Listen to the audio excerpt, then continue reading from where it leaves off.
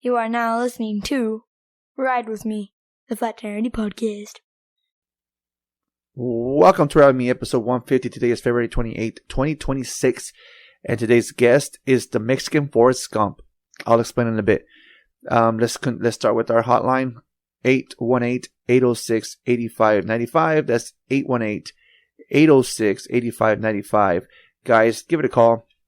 Leave a voice message, leave a question, leave whatever you want to leave on there. If you don't want your number exposed, you can star 67 and call it anyways. I've had people, like, I get spam calls on there all the time, and some of them don't even have a phone number, so it went through. So again, 818-806-8595, star 67. If you don't mind, you can call, you can text, whatever. On socials, Instagram, Ride With Me Podcast, TikTok, FTA_podcast, YouTube, FTA_podcast. And then, as for music apps, the main source is Spotify. So if you follow me on Pandora, Apple Podcasts, Alexa, I won't get the credit for the follow unless you follow me on Spotify. So if you listen on Apple, appreciate it. If you can just follow me on Spotify, that'll be great. Even if you don't have a Spotify account, I mean, you can log in through online, download the app really quick, hit the follow, and then you can always delete the app. Not a problem. Continue to listen on Apple. But Spotify is the main source of the data, so everything comes through there. So if you guys can please check that out. You can now leave a review, and you can actually have a conversation with other listeners on Spotify. You can leave a comment and stuff like that. So please check it out, guys. Hit that follow button. And then let's not forget about our sponsors, SolarX Insurance. Hit the road with peace of mind with SolarX Insurance. Whether you ride a motorcycle or need an SR22, SolarX can help. They offer fast, friendly, and affordable coverage. Don't let insurance stress slow you down. Call 877-736-4719 and let SolarX help you get back on the road with confidence. Again, that's 877-736-4719. And like I've been saying it, give my boy Juan a call. And on to the real recap really quick of this podcast. I mean, first of all, I can't believe I'm already at 150. When I first started this podcast, the thought of episode 100 was nowhere near. I was like, no way if I'm ever going to get to 100. And I mean, 150. I know I can have way more episodes, but I don't do this on a regular basis. I mean, it's not a job. This podcast is not a job. So yes, there's times where I take time off during summer, especially during summer, because my podcast room / guest bedroom gets pretty hot. So it is, if I have my AC unit on, you guys will hear it. So yeah, it's very hard sometimes to record during summer, but it is what it is. I'm going to try to suck it up and try to keep going. But yes, like I said, the Mexican Forrest Gump. So my brother Alex came back into town. He came to visit, and he brought his kids with him, to visit, which was awesome. Those kids, they pulled up and they saw us, and the first time they came, they were kind of standoffish a little bit. Second time, I don't even think the car stopped moving when they got out of the car, and right away went to go say hi to Tia Letty and myself and the boys. The boys are exhausted. They play with them on the jumper until beginning of the day to the end of the night. So I know they're tired, but yes, my brother referred to himself as the Mexican Forrest Gump. And in this podcast episode, you'll understand why. But we do touch a lot on the beginning about moving a lot. When we were kids, when we were children, we moved way too much. Went to almost every elementary school in, Oxnard district. We lived in hotels. Wherever we could, because our mother moved us around a lot. We also talked about some scars. My brother almost lost his finger in kindergarten. And you'll hear about that.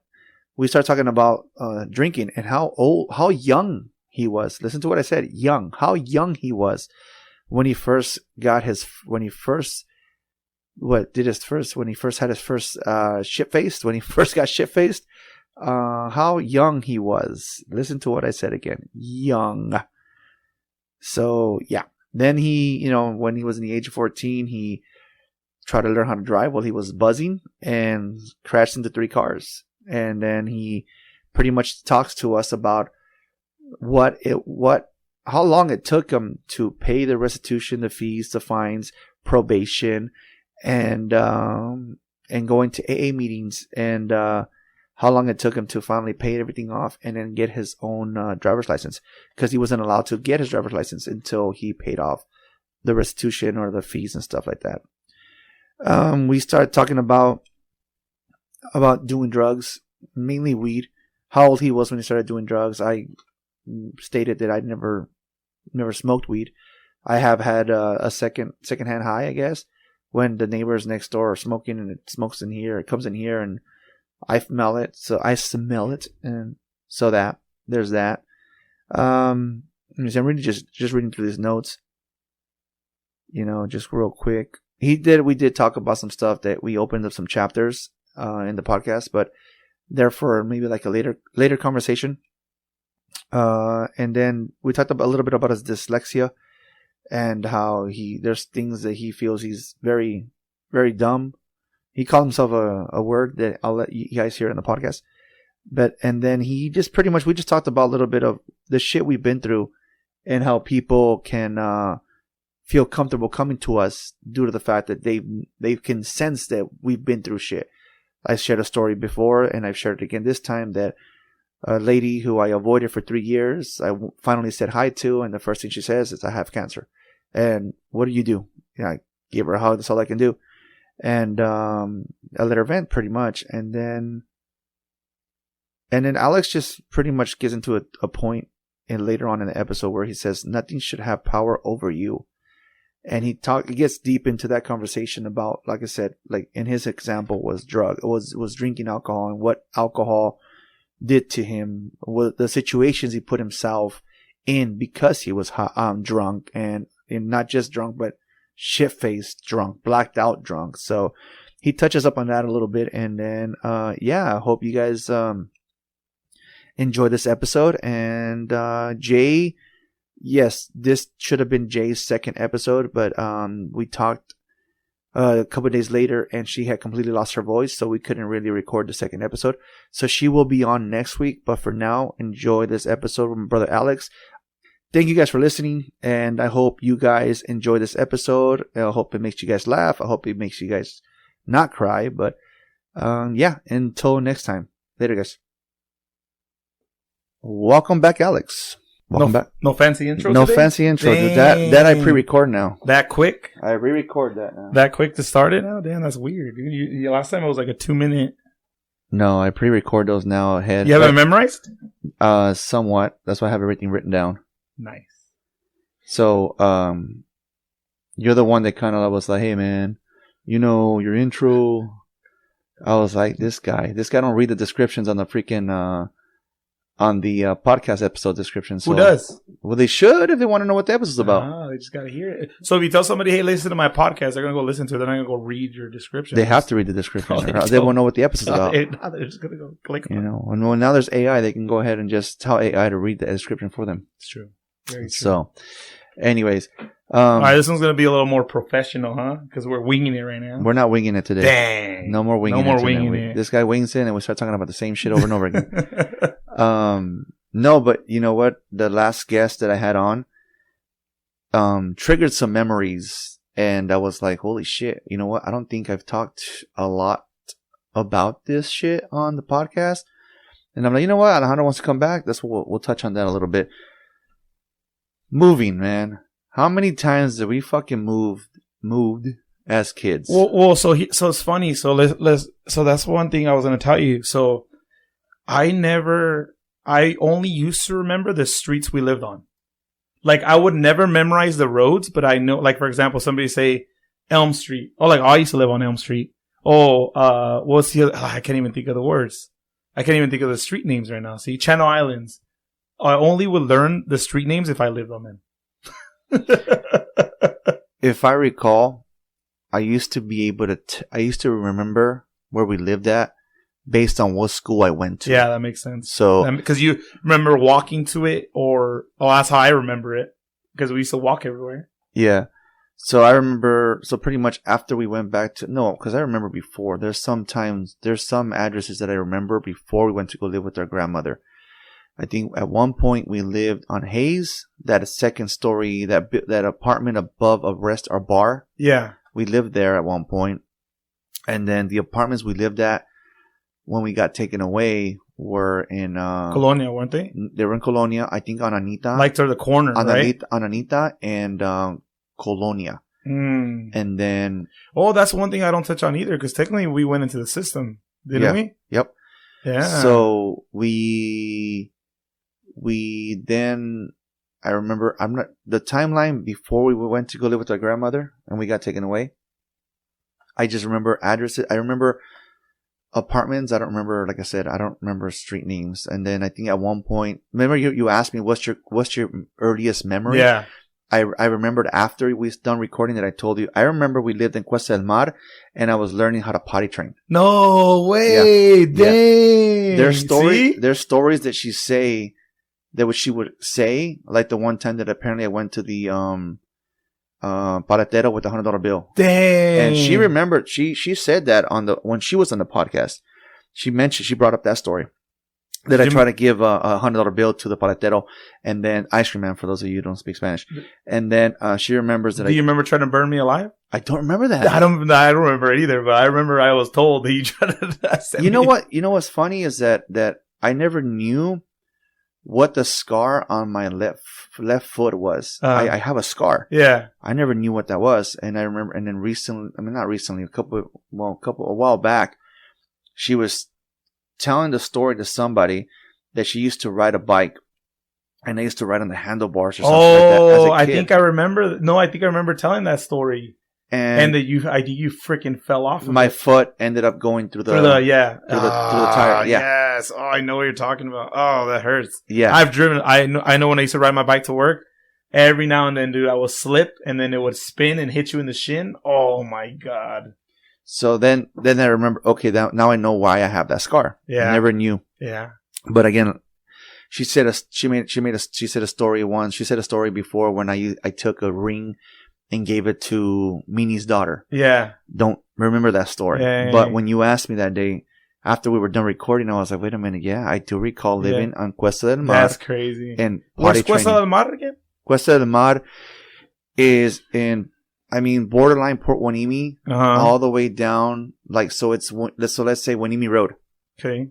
And then Cuesta del Mar is the one before it. And it's like on Perkins. What's around it, dude? Seriously, what's around it? Seriously, I'm so bad with freaking addresses. Do you remember when we lived on Jane Street? Yes. Okay, no joke. Cuesta del Mar is on the other side of the wash. Oh, okay. On the other side. Okay. And then what is? It was just one street, dude. It was Cuesta del Mar. It was in the south end of Oxnard. Literally, you can see the Port Hueneme beach from the second story window. Yeah, you can see the power plant and you can see the ocean.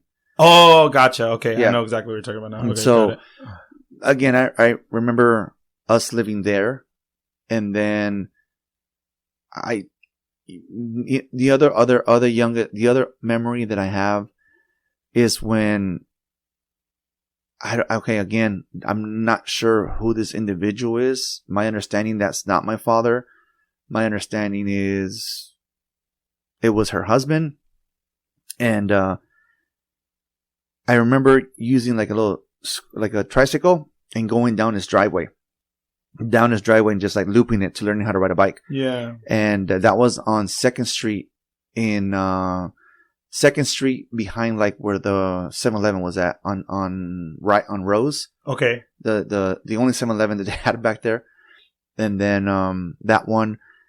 So he lived. I still remember where that house is at, dude. I've never had the courage to go to that house to see if he lived there, because my understanding, regardless. And we're talking literally this all in Oxnard, California. Yeah, all this is Oxnard, by the way. Oxnard. We grew up in Oxnard. Yeah. Well, funny you say that. So that gives me a memory because I have a scar on my finger, and I remember exactly how I got it. I don't know if you remember about my middle finger. So when I was going to the school, this out in the boonies. Laguna Vista. Yes, out in the boonies, right? So I don't remember much about going to that school, but I remember this day because they would have this thing where like every month they would give like a kid it's kind of like almost employee of the month kind of. Like if you did good, They gave you a shirt, and everybody knew you were the one that won the thing. And that day, I'm a special boy. For some reason, we were playing with rope. And those things that spin in the park, those merry-go-rounds or whatever, that you can get on and spin. I had the rope tied to my finger, and I threw the rope underneath, and it got caught, and it spun, and it started pulling my finger. So what it did was it started burning through my skin. So it got so bad that it literally took all the meat off my finger. Yeah. And I literally passed out. And then it's so funny that back then we were out in the boonies, and instead of them calling the ambulance or doing anything, they literally called my mom, and they literally drove me. I remember being in the back of the car in pain, like writhing in pain. It literally took me to my mom to have me take me to the hospital. Yeah, because they couldn't do it. They couldn't do it. So, for those of you that, In again, the trailer know park at the Oxnard, time. we used to live in the Pleasant Valley, Yes. Trailer Park on Saviors and Pleasant Valley. For some reason, even though there's schools nearby, we weren't eligible to go to those schools. So we went to a school out in the boonies. We're talking, no joke, across the street from a military base. If you, in a way. Yeah. Literally across the street from a military base. And, this school was surrounded by fields, like strawberry fields. Well, how old were you at the time? 4th grade. You were kindergarten. Damn. So I remember kindergarten. Dang. Yeah. See? I didn't even know that's how old I was. So when we lived, where is it? Is it Cuesta del Mar? Is that the one? Because we lived in Cuesta del Mar twice. In Camino del Sol. When we lived in Camino del Sol, do you remember how old you were? 6th grade. So that means I would be. You were 2nd grade?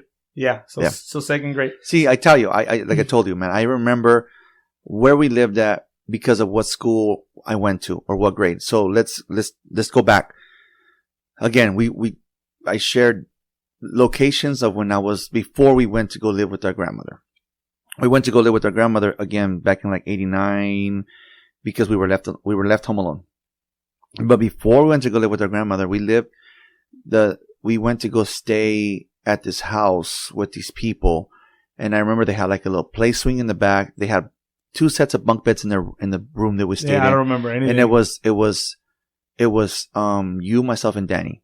And we went to this, speaking of Danny, he still has the teddy bear that the police officers gave us. No way. He still has that teddy bear. Dang. It looks like shit, but he still has it. That's crazy. And I think he still has like a blanket that belonged to. Dang. So we went to this foster home, and I don't remember the street, but it was down the street from Bard, that elementary school that's right there before you get to Oxnard College. Yeah. Wilson, I think. Oh yeah. I think it's Wilson. And I remember going there for 1st grade. Dang. I remember where the classroom was at. The window was facing the street, the parking lot, and again. So then we went to go live with our grandmother. And then I think by then I was done with 1st grade, because then I started 2nd grade when we lived with my grandmother. Or I finished 1st grade at Kamala, and she lived on Jackson Street. Then from there, when we went to go live back with our mother, she was staying at the Miraloma Apartments. And we lived multiple times in Miraloma Apartments. So when we were first, I think we just moved different apartment. I think we got a bigger apartment. So when we first moved in to live with her, Beto was there. Like, she wasn't born when we went into this foster system. She was after the fact. So we went to go live with her. And I remember that even though we lived in Miraloma Apartments, again, for those of you that know Oxnard very well, we were living in Miraloma Apartments, and she was taking me to school all the way to Kamala Elementary. Dang. Which was on what is that? J and far, Kamala. Yeah. That's pretty far. It's pretty far. The other side of town. Exactly. And then after we left that area, after we left the Miralomas, I think she moved us to a different part of the Miraloma Apartments. I think she got a bigger apartment because she got custody of us. So how many times would you say we moved? Honestly, dude, that's a lot. Sometimes, so what I noticed is sometimes we're literally 30 days we'd be out. 30. We moved. Well, let me just go based off of memory real quick. Without giving any details, but let's say I'm going to go 1st grade, 1, 2, 2nd grade, 3, 3rd grade, 4. Because I went to, that's what I'm talking about. When I was in the 1st grade, Okay, when I was in kindergarten, I went to a school over there by the Dallas Cowboy training camp. And then first grade, kindergarten, I went to that school over there. I'm not sure what the name of it is. Sierra Linda, maybe. See, Sierra Linda. I went to Sierra Linda. Kindergarten, I went to Sierra Linda and Rose Avenue. Okay. First grade, I went to Juanita. And then I went to Wilson. And then Kamala. Second grade was all Kamala, and that's because our grandmother put her foot down and told her, you guys, this is who the school is going to. Yeah. Third grade, I went to Krista McAuliffe. Fourth grade, I went back to Rose Avenue. In fifth grade, and then I finished, and then I started fifth grade at Rose Avenue, and then we moved again, and that ended up in Curran. Again, for those of you that know Oxnard pretty well, listen to the schools that I'm telling you and the different freaking locations that we're like all over the fucking place. So fifth grade, Curran. Sixth grade, I went to Harrington, and then I ended it at Cesar Chavez, which is Juanita at one point. Then it turned into Cesar Chavez. Seventh grade, I started at Fremont Elementary, junior high, and then I finished it. Seventh grade, went back to Frank Junior High. Eighth grade, Frank Junior High, and then by ninth grade, that's when I told her, you're not moving me from schools anymore. That's it. Like, this is it. This is where I need to finish high school. And no, what do you mean high school?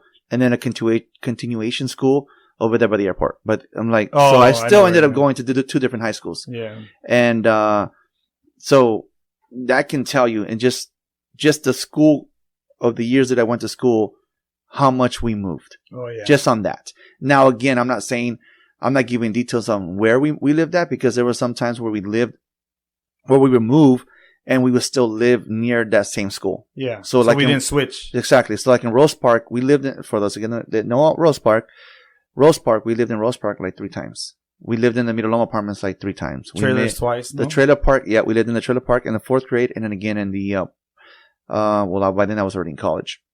Channel Islands. We lived in Channel Islands. Exactly. We lived in Channel Islands.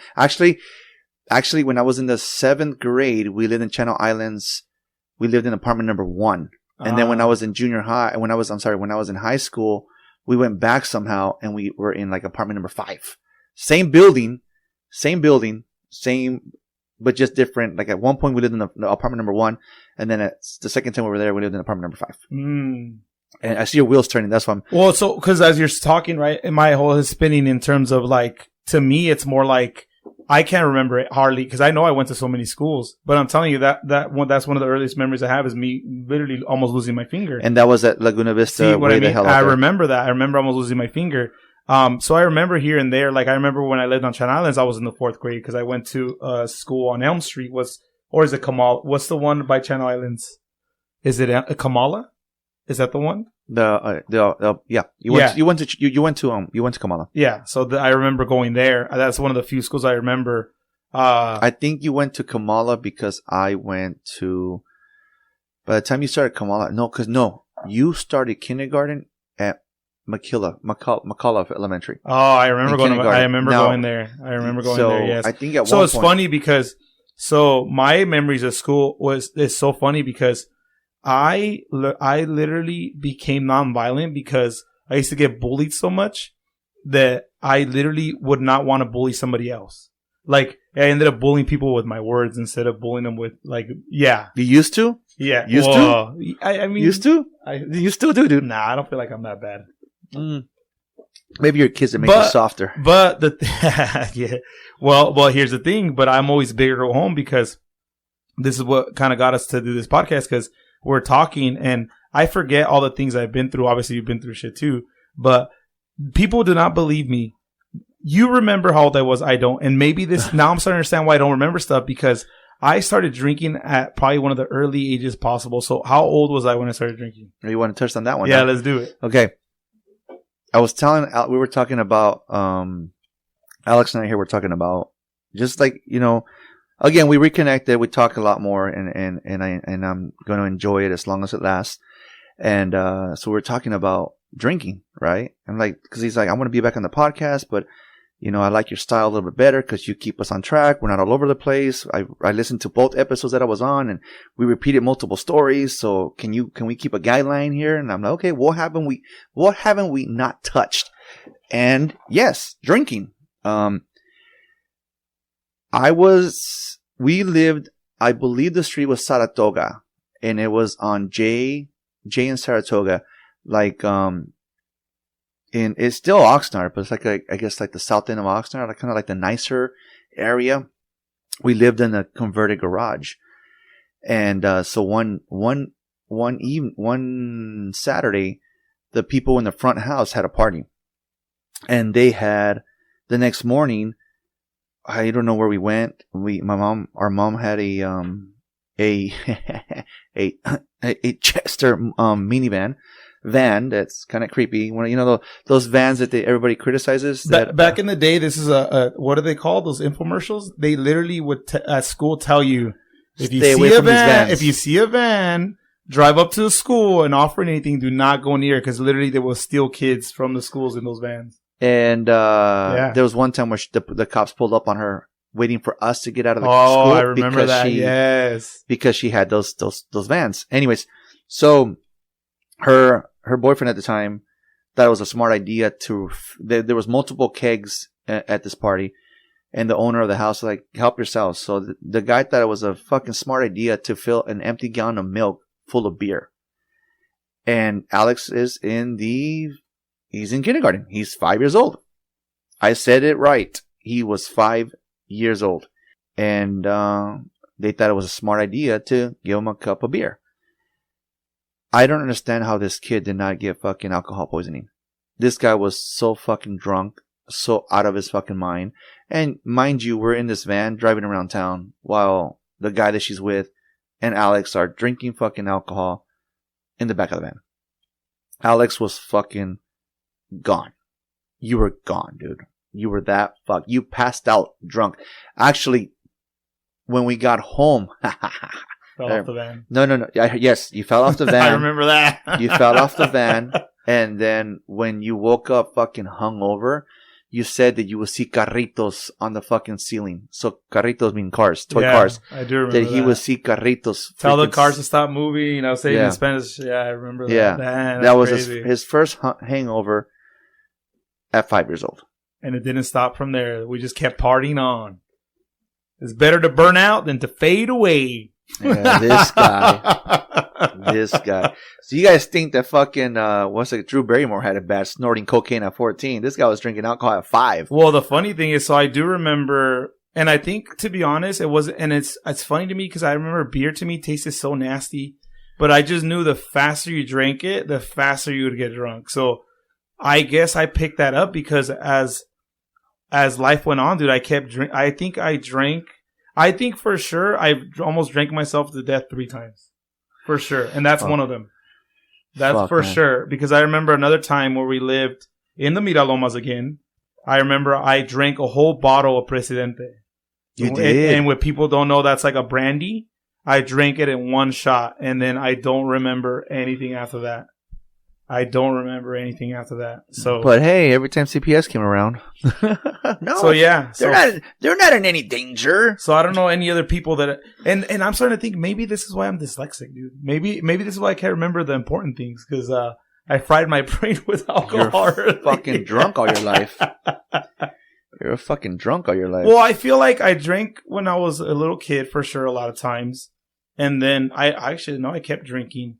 The one thing that finally caught up to me was I remember we were drinking with our friend or our Frank. I don't know what you call him on here. I call him on here my mentor. Yeah. So if you listen to the podcast, he was on one of the very first, I don't know, my mentor. Look for that episode. He was on there, and he's the reason why I didn't pick up drinking. Yeah, because he was an alkie. And then I used to hang out with him, and the one day we thought it'd be a good idea. We were already drinking, and he says, "Hey, you want to learn how to drive?" And I said, "Yeah, let's do it." So, and I think at this point, Alex is maybe you're what? Because I was already in college. I was 19, so you had to have been maybe sophomore in high school. Yeah, I was in high school at the time. So we're drinking, and I decide, okay, let's go driving. So we go. I literally make it to the end of the block. We lived on Terrace at the moment. We lived on Terrace closer to Pleasant Valley. So these guys are going towards Bard. Yeah, so we're drinking. I'm driving. I come out of the corner, And I'm so drunk, instead of hitting the brake, I hit the gas. So I literally hit the gas and I slammed into 3 parked cars. So I hit 2 cars on the side, and the second one back, I hit it so hard it backed up and hit the other one. So then, so yeah, that wasn't fun. So the only good thing was the cops took so long to get there. Like we were, like that's on them. The cops took so long to get there. I kind of sobered up by the time they got there, and they didn't notice at first that I had been drinking. You know, they thought I was learning how to drive and everything. And then once the officer smelled my breath, that's when it flipped. It literally flipped. They handcuffed me. They took me in. They fingerprinted me, everything. But since I was underage, they didn't take me in. Book them, Dano. Yeah, but I got booked with the DUI, and so I ended up going to court. And the good thing is I had a good public defender that ended up taking it off because I was underage. I was learning how to drive, and then by the time they got there, the amount I blew wasn't enough to be severe enough for them to be able to say it was technically a DUI. Because technically I didn't have a license to get a DUI because I didn't have a license at all. Yeah. So it was a little bit of a I don't know how you say it. Like I got lucky, I guess. It was 100%. Because I remember, like I said, that day I remember you guys fucking took off. We didn't even know you guys fucking took off. I think Frank is the one that called me and said, "Hey, we just got in a car accident," and so we ran over there. And when I saw them handcuffing you, man, putting you in the car, then I started fucking crying. I'm like, "What the fuck?" And I took my anger out on Frank, and I was like fucking grabbed him, and I was like fucking punching his chest, like, dude, get my brother out of this shit, get my brother out of this fucking problem. And then that's when our mother went to go pick you up at the police station, which they just, like you said, they just booked you, but they didn't take you to county. But if I remember, you said that the cops were treating you like a piece of shit. Yeah, they were. Yeah. And see, this is the thing. Shout out to this is the thing. So people tell people all the time that I have a thing with police because I've been treated really bad by the police. Like the officer got so mad when he found out I was drinking, and then after that he literally flipped. Like he was like pretty much just telling me stuff. And I remember being scared shitless being in the back of the car. I was like, God dang. Real quick. You think about it now. You think maybe he lost a family member because of drunk driver? It could have been. There you go. Okay. All right. Now that we know things. I get it. But I'm a kid at the time. Come on. Yeah. So the only thing is I did get off, but I didn't get off scot-free because my public defender got me off, but it came with community service, 300 hours of community service. I was on probation until I paid off my fines, which was $30,000. What? So I didn't pay off my fines and fees until I was 27 years old. I wasn't able to get my license to drive until I was 27 years old. That's when I paid it off. I went to the courthouse when I was 26 years old. As I had to go to the juvenile courthouse with my public defender to get me off probation when I was already an adult because I got charged when I was a minor. And she was your probation the entire time? She was your probation? No, my public defender? No, she was only up with me until I forgot, but she was with me for the whole beginning part until she got everything settled, and then I didn't technically need her because it was just getting me to. I had already done everything. I did 300 hours. I did 300 hours at the Boys and Girls Club, which was cool because I ended up going there. Is that when you picked the boxing? That's why I picked the boxing because I used to have to go there, so it was a double whammy. 300 hours. That was horrible. The only good thing was they liked me so much they would give me a little bit of extra hours here and there. They were like, okay, you stayed the whole day. Here we go. But yeah, and then so in terms of that, I also had to go to AA meetings, which I had to go to AA meetings till I was, I think, 19 years old. So yeah, pretty crazy stuff. The other sucky part was I had to get drug tested every month. Yeah, I used to have to get drug tests. You know how fucking awkward it is having to pee in front of your probation officer? You literally have to whip it out in front. Was it a girl? No, it was a guy. Oh. And you literally they literally stand there and watch you pee to make sure you're not peeing, your pee is coming out of yourself. Yeah, literally, they will literally sit there. How do they make it in? What? It was a DUI, because of alcohol. Yeah, but didn't give a shit. But because the way it works is they tied everything together. So I would go to AA and it was with everybody. It'd be people that were doing drugs, people that were doing alcohol. It was everything. They would just mix you all in together. They would mix everything in, and they were just, it was like a team. Like what I learned after, obviously, the public defender put me in these programs to avoid me getting anything, because he'll rehabilitate, he'll do these things, and this is what he'll do. And once I completed each one of those things, then they slowly started knocking everything off. Real quick, let's rev up your savings with Solar X Insurance. Fast, friendly, and affordable coverage for all drivers. Ride a motorcycle? They got you covered. Need an SR22? No problem. Get a quote today and see Solar X difference. Call 877-736-4719. That's 877-736-4719. Shift your insurance into high gear. See, guys, this is a live promo. I messed up. But give my boy Juan a call. Need auto insurance or an SR22? Like now, SolarX Insurance gets you covered fast. No license, no problem. We speak your language, shop the best rates, and get you back on the road today. Call 877-736-4719. That's 877-736-4719. Visit slxinsurance.com or call now 877-736-4719. Quick, easy, done. Solar X Insurance. Drive with confidence. So we're talking about getting drug tested. Have you ever been drug tested, Andy? I'm a good boy. Not once. Yes, I take that back. When Walmart was going to hire me, when Target was going to hire me, when Home Depot was going to hire me. You know what? When my last company was going to hire me, you know what? This new company that I'm in, they did not drug test me because weed is legal. And I still refuse to smoke the shit. Well, the funny thing is, so I thought to myself, oh, yeah, like I'm not going to be doing this thing. I'm not going to be doing this anymore.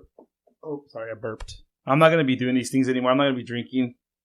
But it took me a long time to actually not drink. Because even after all this, I still would drink. And I would go out and party on the weekend.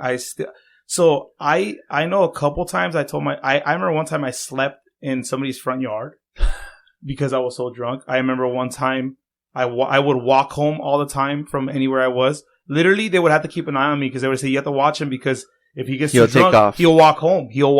And then I would literally, I remember walking home. Didn't they give you a ride home?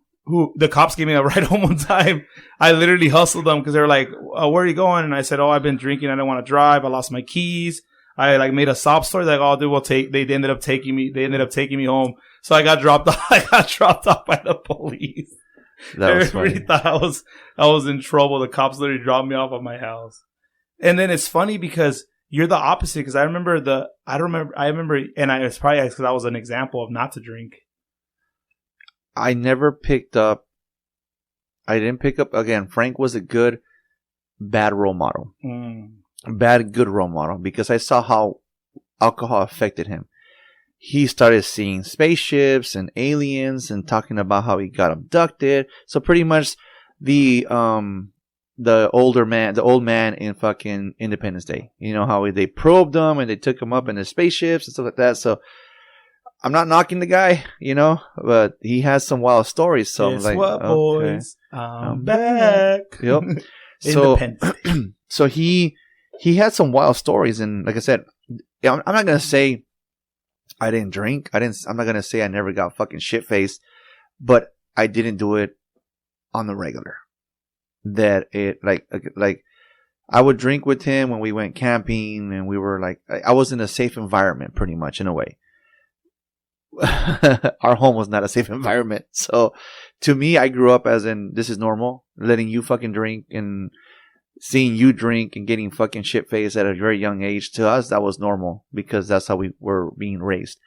But no, I never. They said that cigarettes relieve stress, and I was in the 7th grade, and we lived on First Street right there by the Colonial Park. Literally that one house, like literally the park was across the street. And I guess she had a party and the friends left fucking cigarettes behind. And I'm like, okay, well, I'm fucking stressed the fuck out because guess what? We're fucking moving again. And I smoked a cigarette and it was the most disgusting thing I've ever had. So, okay, this is bullshit. It's a lie. Never got into that.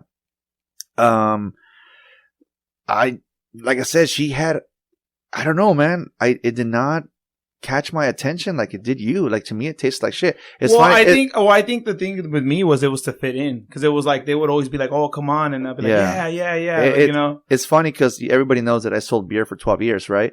And when I was in Santa Barbara, I was doing such a good job that my boss asked me, "How is it that you managed to sell in distribution for something that you don't even know because you don't drink it, right?" And I tell the customer, and I tell them, I straight out, I tell the customers it tastes like shit. But Albertson sells a lot of it. And that's how I sold it in. Because I sold based on facts. But, like, there was a one time, okay, example, 2010, right? I was already obviously out of the picture with you guys. So I've been gone out of the picture from you guys for 6 years now. I left. I finally said, fuck this. I'm done with you. I'm out. I left. Frank and I had we were renting a little room in College Estates. Which is not far from that Wilson Elementary. Exactly that's that, yeah. And the one day I was hanging out with my friend Daisy and my friend Rosie, and we were fucking drinking. Rosie used to love to drink, and like you said, to fit in. I was going through my external hard drive because I keep photos, and I keep photos from the moment the kids were born to now. And I went through the 2010 folders, and I did not like what I saw. Dang. Me fucking drunk on the floor, fucking hugging a shoe. The one time that I got drunk on, so I thought this was a fucking smart idea. I went to like 7-Eleven, and I filled up a cup, a big gulp of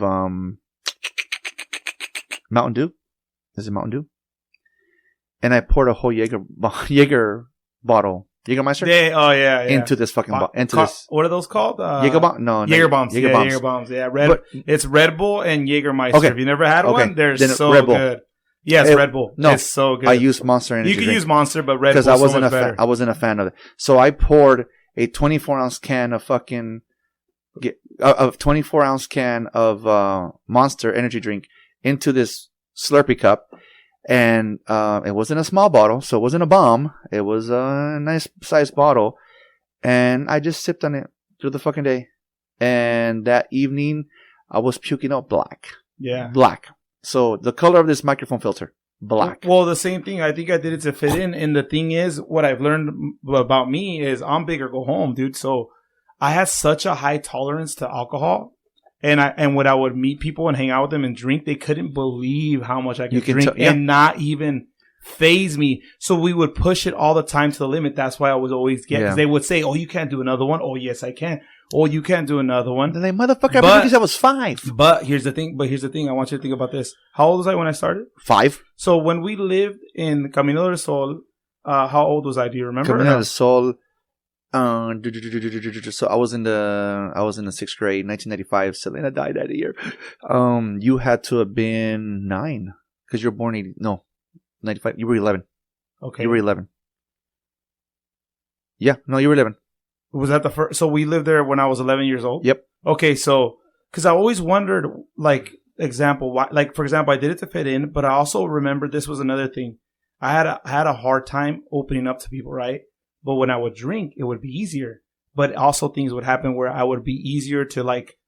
I was a prudent way in terms of like if I wanted to date somebody, I would have to know them and do all these things first, right? But when I would drink, it would break the barrier down where I would literally meet a girl, boom, it didn't matter to me because I was drunk, right? But later on in life, that was a bad thing because I would end up being with somebody that I would wake up in the morning and be like, what the hell did I do? Yeah. And then I've never told you this story. But I was at a party one time and I ended up somewhere else. But I was so drunk that I don't remember how I got there. But I knew the people and I literally, 3 people tried to literally physically rape me by 2, I don't know how we say this the nice way, 2 gay men plus a woman literally held me down and were trying to unbutton my pants to do stuff to me. And I literally snap out of me being so drunk that I realized what's happening. And I literally fought back to get out of there. Literally, that's the kind of situations you end up in when you drink like that. And that was one of the nights when I realized, dude, I can't get this drunk anymore. Yeah. Just look at what happens. Look at what happens. You know what? I think with me, I didn't get into, I'm going to say it has to be 100% the reason why I didn't get into drinking to the point that you did. Because if you think about it, who was I responsible for? Yeah, exactly. All of and I you wasn't guys. responsible for anybody. All of you guys. Mm-hmm. So, you know, I think up until, I think I physically changed we're talking from Danny, who was born in 88, up until Junior, he was born in 2003. I changed every single one of those fools' diapers. That when I have my own kids, I'm like, fuck, I don't want to change a fucking diaper. So I was responsible pretty much for you guys from the moment we went back to live with her till the moment that I said, fuck this, I'm done. And I walked out, which is, I feel like in a way, like people, my wife always tells me, it's like, don't kick, you know, my wife, I say that on here, but you know, Letty, she always tells me that I kick myself in the ass when I hear stories, when I heard Wedo's story, when I heard your stories. Fuck, man. Like, and she tells me, like, there's nothing you can do. Don't beat yourself in the ass for that because you left. Yes, you left, but what can you have done to prevent from what happening? Yeah. And it's like, so to me, I felt like I was more, obviously wasn't responsible enough for you to stop you from fucking drinking. Yeah, but then I thought about it for a long time too. And like, why did I used to drink that way? And obviously when we lived in Camilo and Sol, that's when the stuff started happening to me. So I think that's a lot where it comes from. I think that's because I noticed that it would be hard for me to just let my guard down and I would have to drink to do it. And see that here, listen to what you just fucking said. At 11 years old, you just said what you just fucking said right now. Where the fuck was I? If I was so called and fucking guarding you guys, where the fuck was I when this shit happened? Exactly. But it's like, who do you tell when you're 11 years old? Like, how do you say something? Like, you know what I mean? And then here's the thing I didn't tell you. Once you start looking into that scene, you start remembering that this is not the first time this happened to me. Because I remember, you want to trip out? I remember being in people's beds, like older ladies' beds. And I'm like, what am I doing in their bed? Why was I on their bed with them? Why was I without my shirt on as a little kid in the bed with these ladies? Because I learned it's not just guys that do shit. It's also ladies. Yeah. And people don't ever bring that up.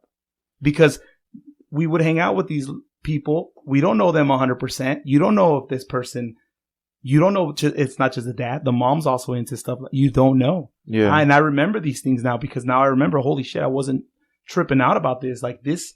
And it's a pattern. It's a pattern. That's why it keeps happening because it's been happening to you before. You just block it out. Your mind prevents you from remembering it. So it blocks it out. But I remember being on these strangers' beds and I'm like, what am I doing here? And it's also the colored eyes. Because how many times do I hear, how many times did you hear, I'm going to take them home with me? Yeah. Oh, you heard it as much as I have. 100%. 100%. Oh, mira, está bien guapo para mi hija. Mira, ojos de color. And for my daughter, get colored eyes, grandkids or whatever. Mm-hmm. Yeah, no, man. I think the thing is with you guys, with me, I didn't have, let's say, for example, I didn't have that freedom. Like when I left, and I started coming back around. You guys lived in Mira Loma apartments again. Yeah. I think it was the apartment facing like the street. Yeah. The entrance. The first one. The entrance. Very, yeah. You guys lived back in fucking Mira Lomas. And I went to go visit and where's Alejandro? Oh, he's in Vegas. In Vegas? Really? I couldn't even go fucking down the street. He's in Vegas? Yeah. And my biggest mom's like, hey, don't start shit right now. We're just here visiting. We went with no money, and then we rented a stripper. She came to our room, and then she started dancing, and then she's like, "Oh, I work for tips." And like, well, we paid you what we have, and she literally left. Yeah, she literally. I was like, that was it. They're like, yeah, we don't have no more money. Damn. So no, like I said, with me, I didn't That didn't happen. Like I said, I was more of staying at home, guard these kids, feed these kids, take care of these kids, bathe these kids, put them to sleep kids, all this bullshit, clean the house. It's funny because I just had a conversation with the wife, and I said it on the last podcast episode my last guest, that when she when she told me, fuck, I can't remember right now. But it was like she set off a trigger. Oh, that's right. She told me the kids were, the way they organized, the way they put stuff in the refrigerator, right? And I fucking told her, you know what, man? I told her straight out, like, you're fucking being annoying right now. I'm gonna hang up. And then I caught myself, and about maybe like 20 minutes later, I text her, hey, sorry, that came off rude, that came off mean, but to me, I never did anything right. I can clean the house fucking spotless, and she would come home and find something to beat my ass for. Hey, that fucking, dust is right there still. Even though she wasn't the cleanest fucking person, yet I got my ass kicked for not keeping the house clean. And I told the wife that triggers a memory, and I remember the part of the cable guy. I was never good for you, mother. You know how he starts to look up in the sky and like vent and shit? I was never good for you, mother. Well, it's funny you say that because the same thing. So at least the thing is, you got to remember, at least for you, she would, because you would do things, she would at least show you some kind of gratitude or something. See, I never got that from her. It's so funny because even talking about this, when I got in the accident, I remember I was crying because I never cried. And I was like, man, and I felt so bad that the next day I came. I felt bad because I felt bad for Frank because I felt like I fucked up his car. Yeah. That's what I felt. So I was crying because, dude, I felt so bad. And I remember her hugging me. And I could remember that was one of the first times she ever hugged me. And to me, it felt weird. Like, I was like, why are you hugging? Like, it felt weird because that was one of the first times she ever hugged me that I remember. Yeah. And I was like, felt like weird about it. Like I said with me, it was more of a, the way she showed love for me was buying me things. Yeah. It was more of a like, okay, because everybody would remind her, your kid is so good. You have a good kid. Your kid is good. Look at this. Te ayuda mucho. He helps you a lot and blah, blah, blah, blah, blah. So yes. Did we have a 64? Yes. Yeah. Did we have a PS2 when it came out? Yes. Did I have... Remember that fucking stereo system that had the very first DVD player in it? I had one of those. Well, the same thing, like birthdays, right? Like, I don't like my birthday, and I thought about it, like, why? I never really cared. But do you know why? How many birthdays do you remember of my birthday? A birthday party for me? Just when we were at grandma's house. Yeah. I can't think of any. So any time for my birthday, I would remember, it's my birthday. Are we doing something? She's like, no, remember that toy I bought you? Remember that toy I bought you the last time? 2 years ago? That was your birthday. That was your birthday. Yeah. I swear it was. Yeah. Well, I mean, I'm sure there is a couple in there. I'm not going to sit there and say there isn't any, but that I can remember that. You know what? Chuck, we definitely did my birthday at Chuck E. Cheese for sure. We had to. Okay. There, you just unlocked 2 new memories. My first birthday was at Chuck E. Cheese. There you go. At the Chuck E. Cheese, you know where the Saviors is at now, the Walmart is at now on Centerpoint Mall. Yeah. You know the East West medical building in the back. Yeah. That used to be a Chuck E. Cheese. No way. That used to be a Chuck E. Cheese. That, yeah. And then it's like faintly there, but I remember we lived in Colonia. I think you know where the church is at? That like cream colorish church that they gave us like, we always went on Wednesdays and they gave us like chili beans. Yeah. She lived in a house down the street from there. Yeah, I remember that. And, I remember a piñata being broken and there was flour in the piñata. I believe that was for your first birthday or second birthday, something like that. But that was a long time ago. But you're right. I don't think she ever really...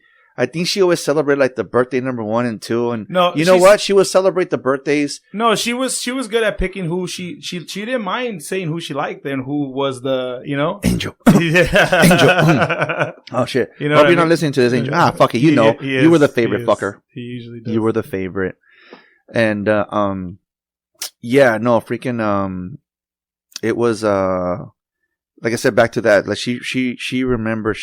People always reminded her. And even mom, or grandma, for example, she always made it crystal clear known that I was her favorite. You see the picture frame right there? Yeah. That was in her house. When she passed away, I got to keep that.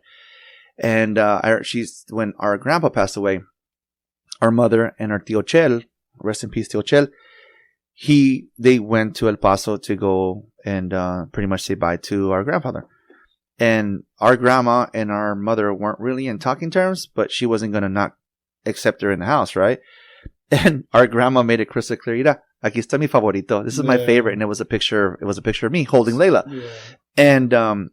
And talking to Danny, now that we talk a lot more, and he told me, he tells us like, dude, we've always known that you were her favorite. Yeah. And we didn't hold it against you. Yeah. Like, we knew...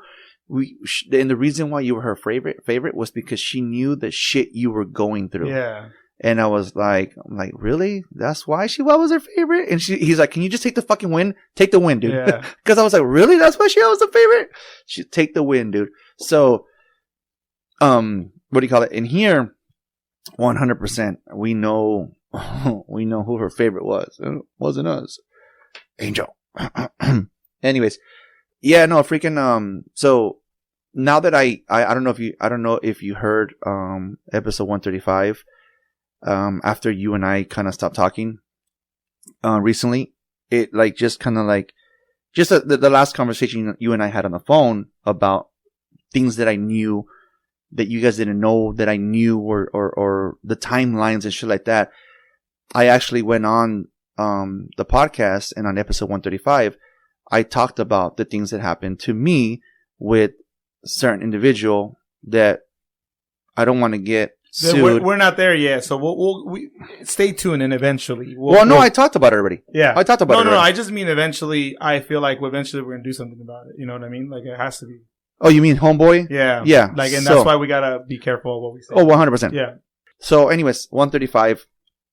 I did touch on the whole situation that happened with that individual, and this is a part that, like I said, the whole letting shit happen to us when they shouldn't. You know, homeboy is taking off my clothes, and he is trying to stick something where it doesn't belong. And I, like you said, wrestle out of there, try to get the fuck out of there.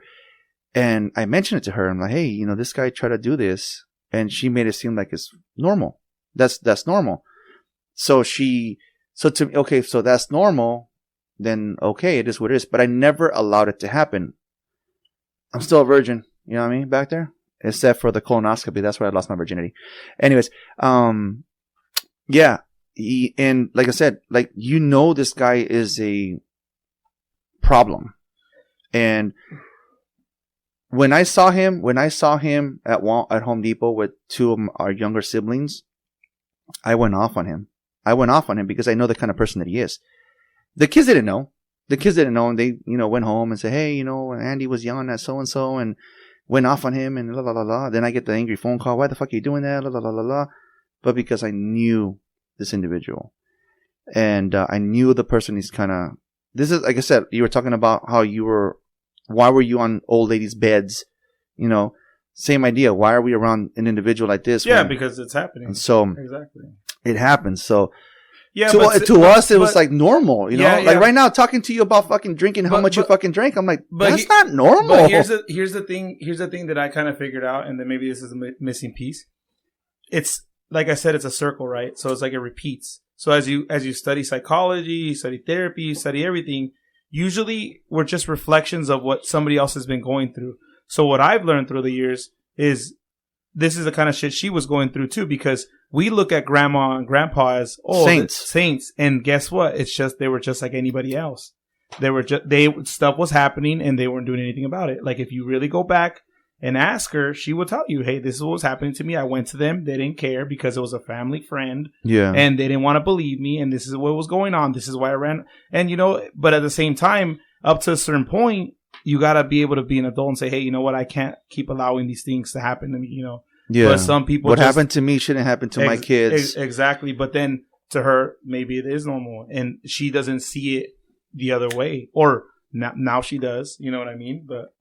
100%. And I feel like now, as she's getting older, so I feel like she's coming around, but there's still so many years of just pain. And the way I feel is like, I don't want to fall for that trap again.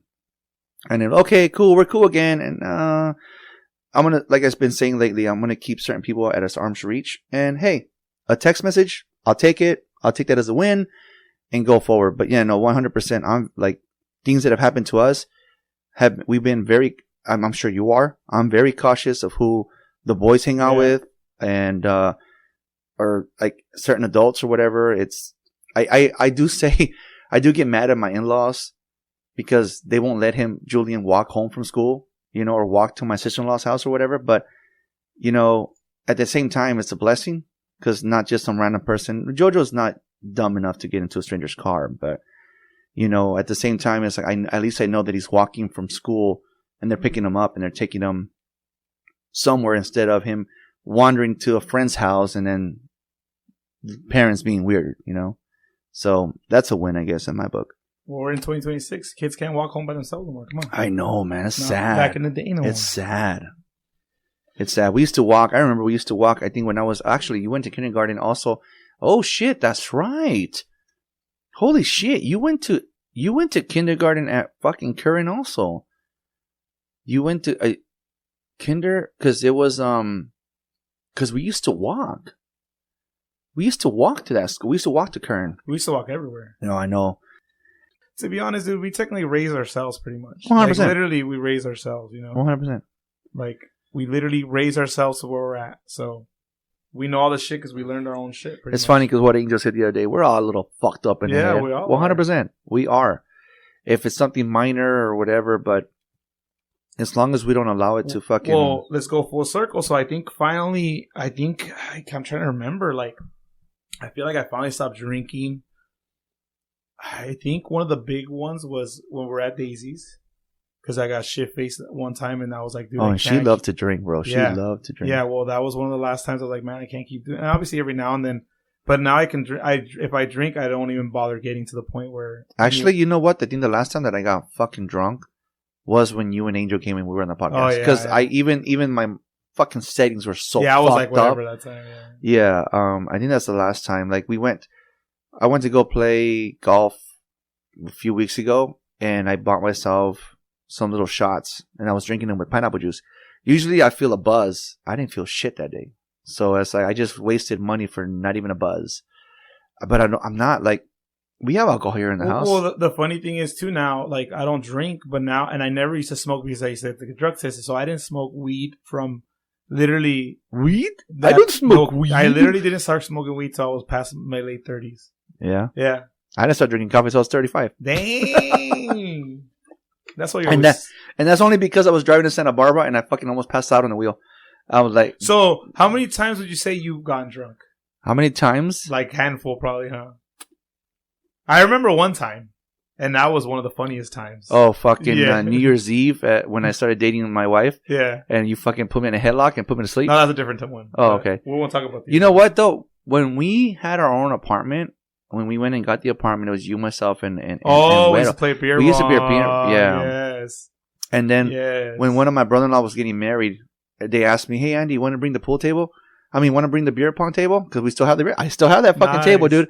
And I'm like, it was during COVID, so I was like, "Fuck it, what else can we do? We had to stay indoors, right? Bring the fucking I forgot about that. I have the I still have it, bro. Remember Maria painted it, fucking Batman and I Superman, used to be so good at beer pong. and he hey, bring the table, dude. I'm all right, cool." That day, I beat everybody in the house, and I was so fucking drunk. My wife says that I sat on the sofa with this big old fucking like "fuck you" on my forehead, like just fucking drunk. And they told her, "Hey, that's what victory looks like. Go put him upstairs. Let him go take a nap." It's time. Dang. I was fucking out, and I beat Ricky will tell you, I was fucking out. I lost that title when he got married because I took the beer pong table again, and I fucking lost. I'm like, good. My wife's like, good, because you cannot The get good us. thing is though, I was always like nice drunk. That's my only saving grace. I never got violent. I never like beat anybody up. Like I was always a nice drunk. The wife actually likes it when I get drunk, if I do get buzzed, because she's like, he's a lovey drunk. Yeah, he's a lovey drunk. Same. Yeah, he's a, I love you, babe. Yeah. I love you, Yep, babe. that's what I She was still gonna- remembers the That's what I was gonna tell you. Yeah. That was the time when you were so drunk. You just kept telling her, "I love you, babe. I love you." I was like, this guy. He's fucking drunk. It was And like then it was one glass of champagne. He got And then drunk you guys on. fuck shut the fuck up. And then you guys fucking had me convinced that I was telling her I'm a tiger. Oh yeah, we told you. fuck? Yeah, you were saying I'm a tiger. You kept doing the claws and everything. And they told me like fucking years later that never happened. Fucking assholes. But no, honestly, yeah, no. Obviously more than what I can count on my hands, but still. Well, let's see. So, for example, what's the hardest thing you've done? Like, for example, drinking. I've drank. I've smoked. I've done weed. I'm 43 I've years done old and I've never cocaine. smoked weed. That's literally it. That's the farthest I've never smoked weed. Nope. I've never snorted Dang. cocaine. Second I've high? never. No secondhand smoke high? In that case, yes. Yeah. In that case, a couple years ago, I took some edibles. But I've never physically That's a different smoked type it. of high. Yeah. Yeah, I never physically smoked it. Like I said, no coke, no hard man. drugs? No. Dang. Medication? No. Medication is... High blood pressure medication. That I take. That I've been taking for the last 15 fucking years, man. No, I don't. No. And cigarettes, like I said, they don't catch my attention. And it's so funny because I didn't realize how crazy it sounds until somebody tells you, like, you've been drinking since you're 5 years old. That's insane, dude. Yeah. No, yeah. I don't know. To me, I don't know, man. To me, look, okay, beer. Okay, I remember what you guys used to call a torta girl. No. No? Oh, I remember calling her that, but I don't remember what. Okay, I don't think you ever met her, though. Oh, yeah, I did. Yeah? I did. Okay, so at one point... She used to work at the restaurant. Yeah. Well, her mom owned the restaurant. But she used to work for her. Yeah. She used to do part-time stuff there. Anyways, she said, Andy, we're going to go and we're going to go to the club on like Bombay's. Remember Bombay's? Oh, I remember. Okay, we're going to go to Bombay's. I chipped my tooth at Bombay's. This fool. Like, wait. Ooh. I'm just drinking water. What the fuck did that come from? Anyways, she said, we're going to go to Bombay's. And I'm like, okay, but I don't dance. And she's like, oh, you're going to dance. And it's still there. It's in, where is it? By Main Street in Ventura? Yeah. She's like, you're going to go. And I'm like, okay, cool. And that day, I invited Roger. You remember Roger? Yeah. And we went. And she said that, and they're like, fuck it. Like, give them, like, I told Roger, I don't fucking dance, bro. She wants to dance. And she's like, Roger's like, dude, she likes you, bro. Like, you're going to dance, cabrón. Okay, then what do I do? And he goes up to the bar. Give him an adios, motherfucker. And I was like, what? And he's like, yeah, I took 2 of them that day. Apparently, at one point, I was doing the sprinkler. Yeah. Nice. Well, so funny. So I didn't smoke, right? Weed at all. So when I first started, I was really scared of like, oh, how much is too much, you know? So all most of our brothers smoke weed, right? So then, I remember, they have drinks, and I was like, oh, I wonder how much. It's 100 milligrams, right? So I'm like, I wonder how much you drink, you know? So I tested him. So I tell him, hey, drink this and then let me know how you feel. Cause we're going to watch a movie. So I give it to the drink and he's like, that's pretty good. And I'm like, how you feeling? So I keep asking him, how you feeling? He's like, I feel good. Okay, cool. So I'm like, okay, no big deal. So I drink as much as he does. So between me and him, we finish it. Right? So we go to the movies. Before we walk into the movie, he looks dead at me. He goes, dude, was there weed in that drink? And I look at him. I'm like, oh, what do you mean? He's like, yeah, was there weed? I'm like, yeah, that was the point for you to tell me. And he's like, oh, well, I'm going to tell you right now, dude, I'm in fucking space right now. I'm gone. And I was like, dude, and then I shit you not, I got scared shitless because I said, if this was out in space, that means it's going to fucking hit me next. So I am panicking in the movie. We're watching Captain Marvel, dude. We're chilling perfectly fine. Okay, nothing's okay, I'm thinking in my head, I'm perfect. Good. The movie starts off okay. Then there's a part where the movie kind of goes dark. And it gets super crazy that people start dying. You're like intense. I'm like, is this the weed? And I'm fucking panicking, right?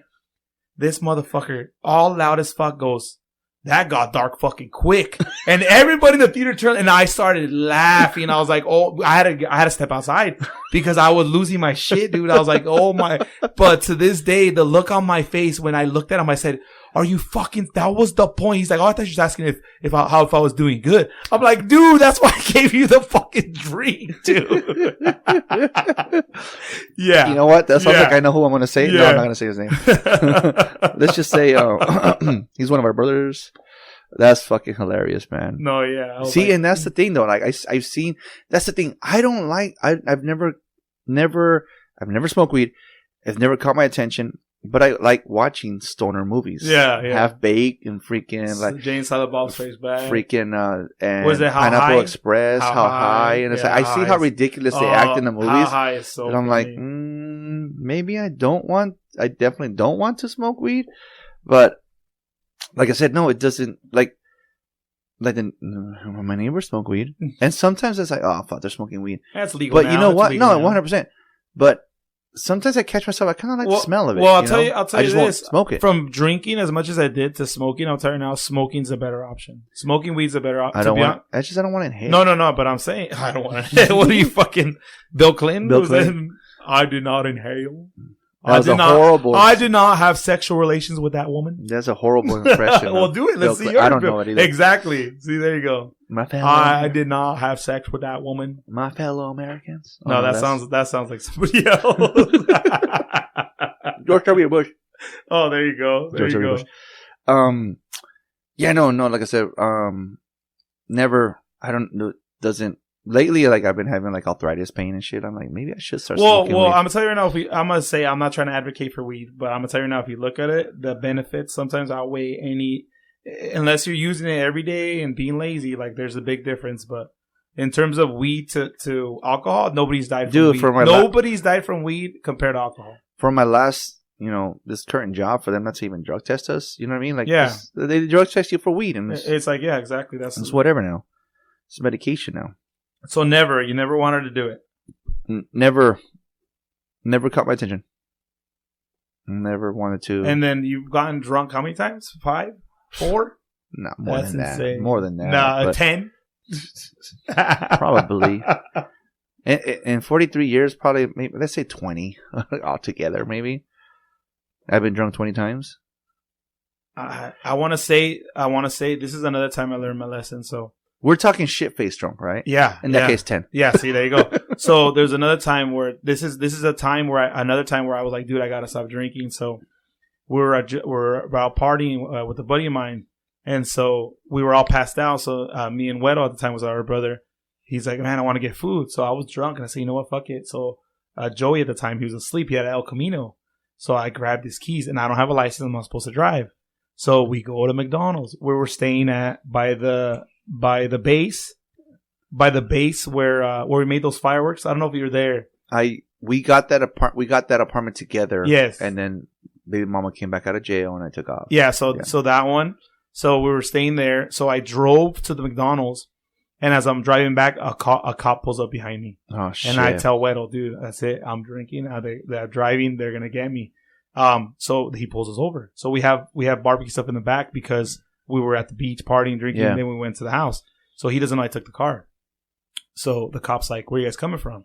And then I just I'm like, oh, we're just coming here to get food. He said, what's a lot of stuff in the back? Where'd you guys get this? I don't know, we're barbecue. So I'm to explain to him.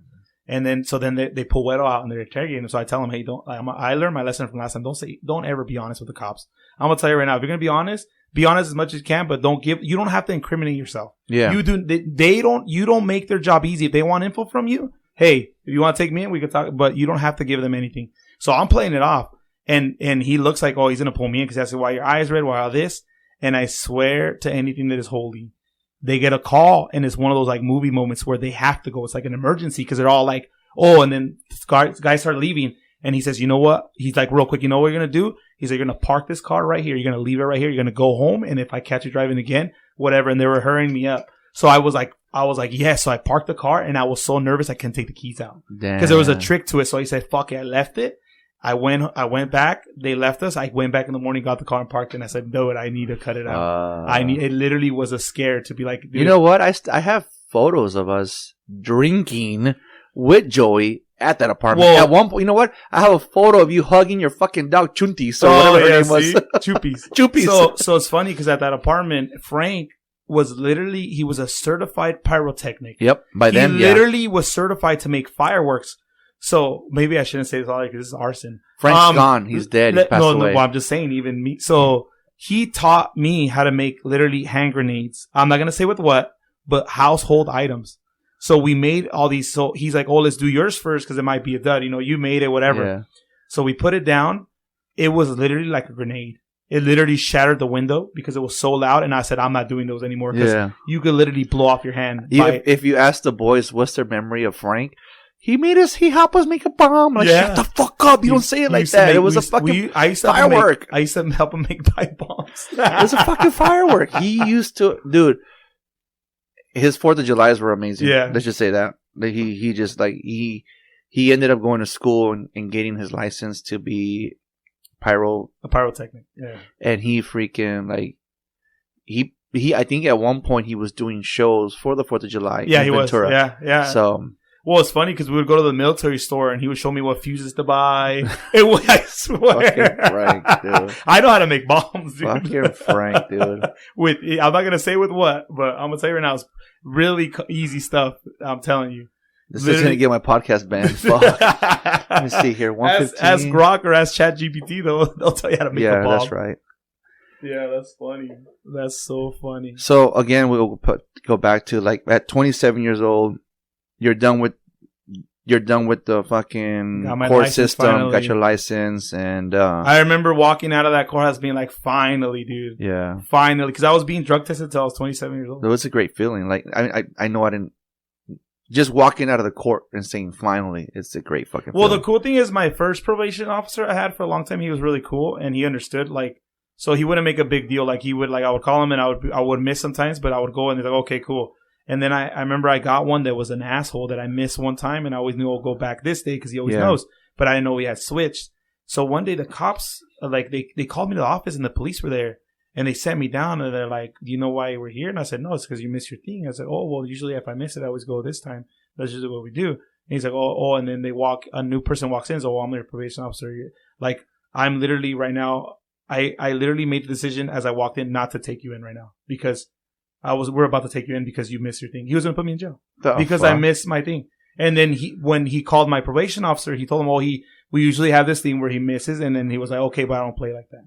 And I was like, yeah. And I was like, okay, I'll be every time. All right. Yeah, that's simple. Yeah. Like, do you remember what your probation officer told you on the very last day?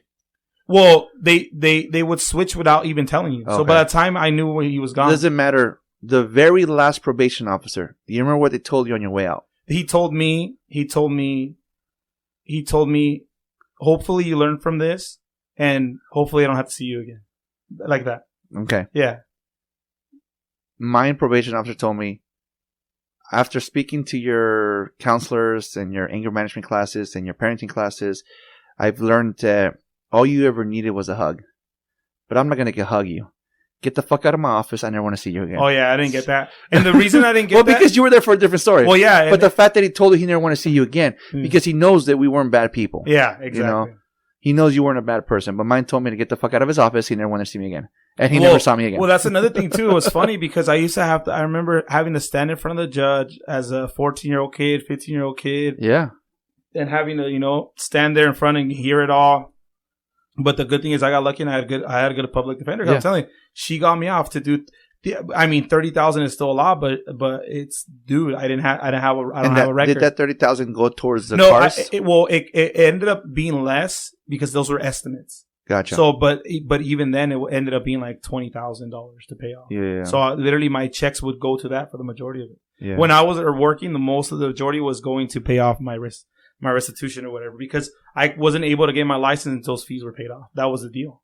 That was how they didn't give me a DUI or anything. 27. You already at your current location working, right? When you were still paying this fucking I was shit? already working for Walmart. Yeah. I wasn't going to say that, but okay. Oh, I mean, I was working for, Where do you work at? Wrong podcast episode. Yeah, we don't talk about it. Oh, shit, man. So, yeah, that's crazy, man. 27. How old were you when that happened? 14? Yeah. So 13 years of just fighting this shit. Yeah. Yeah. That's crazy. Years. 13 years. And the funny thing is, I would pay it off. I did pay big chunks because I used to get a lot of money because I used to get money from doing childcare, and I would always send money. You took over after I left? Yeah. Nice. Yeah. So that's how I would pay it off. I would pay it off, and then I eventually paid it all off, and then I got off. But yeah, it was a long process. Those 300 hours were overkill, man. I remember somebody recently told me they have this many hours. Like, bro, lucky 30 hours, bro. I had 300 hours, dude. Get the fuck out of here. I had pages and pages of hours, dude. Yeah. Pages and pages. And the funny thing is, the guy that used to give me hours, he used to work there. Yeah. And he was gonna be a cop. Yeah. And it was so funny because he would always tell me, he's like, how did you end up getting in this kind of trouble, dude? 300 hours? I was like, bro. And I told him, he's like, that's crazy. Yeah. So every now and then he would add a couple of days in there. Here we go. You got some 8 hours. This is when when this is the way I see it. Like when good karma started knocking on my door, because I went to go and, so I had a couple I had some, not parking tickets. There were traffic stops, right? I think I crossed the fucking bus when the light was blinking red or whatever, right? So I got pulled over. There was a couple of traffic tickets that I had. So when I was in the middle of, because when 2008 hit, the whole economy hit bullshit, it was hard to get a job. And the company that I was working for went out of business. And so it was hard to get a job. And then the whole going back and forth, the mother of my kids, and then ended up when I finally left her and I couldn't pay my unemployment ran out. I couldn't stay in that house anymore. So it's sad to say, but I had to go back to our mother's house. That's when I showed up with those bunk beds, those yellow bunk beds, those that were only like 4 pieces. And And I was staying back in her freaking living room again. Then I went to what they call homeless court. And technically, I qualified for homeless court because I didn't have a job. I didn't have my own place. And I was pretty much bunking up in the living room. And they told me, the public defender told me, it's like, you only qualify for 2 of the 3 tickets. Homeless court only qualifies for 2 out of the 3. And they gave me like so many hours to do. And I was like, okay, cool. So pretty much for every $1, I think it was like an hour, right? Or like every hour was like $10 towards it. There we go. That's what it was. And so I went to the rescue mission, and I was helping sort clothes and toys and everything before it went out onto the floor. So I helped there for a little bit, and then I even did the Santa Claus bell, the ring bell for Salvation Army. Oh yeah, I remember. I did that too. I did that too. I remember that. And then I finished my hours back at the rescue mission. It's funny because how many times did we move? Yeah. Okay. So the manager there, this big old homie dude, big old cholo. In fact, I think I have something Cowboys related here that he gave me from prison. I didn't go to prison. He gave it to me. They came from prison. He goes, "You're a Cowboy fan, right? You can have this." And it was like fucking like a little bandana that was handmade from somebody in prison. And he was, "Hey man, you see this upstairs?" I'm like, "Yeah." You know what? Take your time, bro, and fucking organize this. Really? We're talking like old, like decorations, like Christmas decorations and shit, like just boxes that they use to decorate the store. This is not for sale. He goes, "No, this is not for sale. Don't take anything down. Just organize it. Make your hours." 2 hours later, he goes up there. "What the fuck?" I'm like, "You told me to organize it." He's like, "Yeah, but not in 2 hours." I'm like, "Bro, I'm good at this." Yeah. You know how many times I've moved in my life? I'm good at this.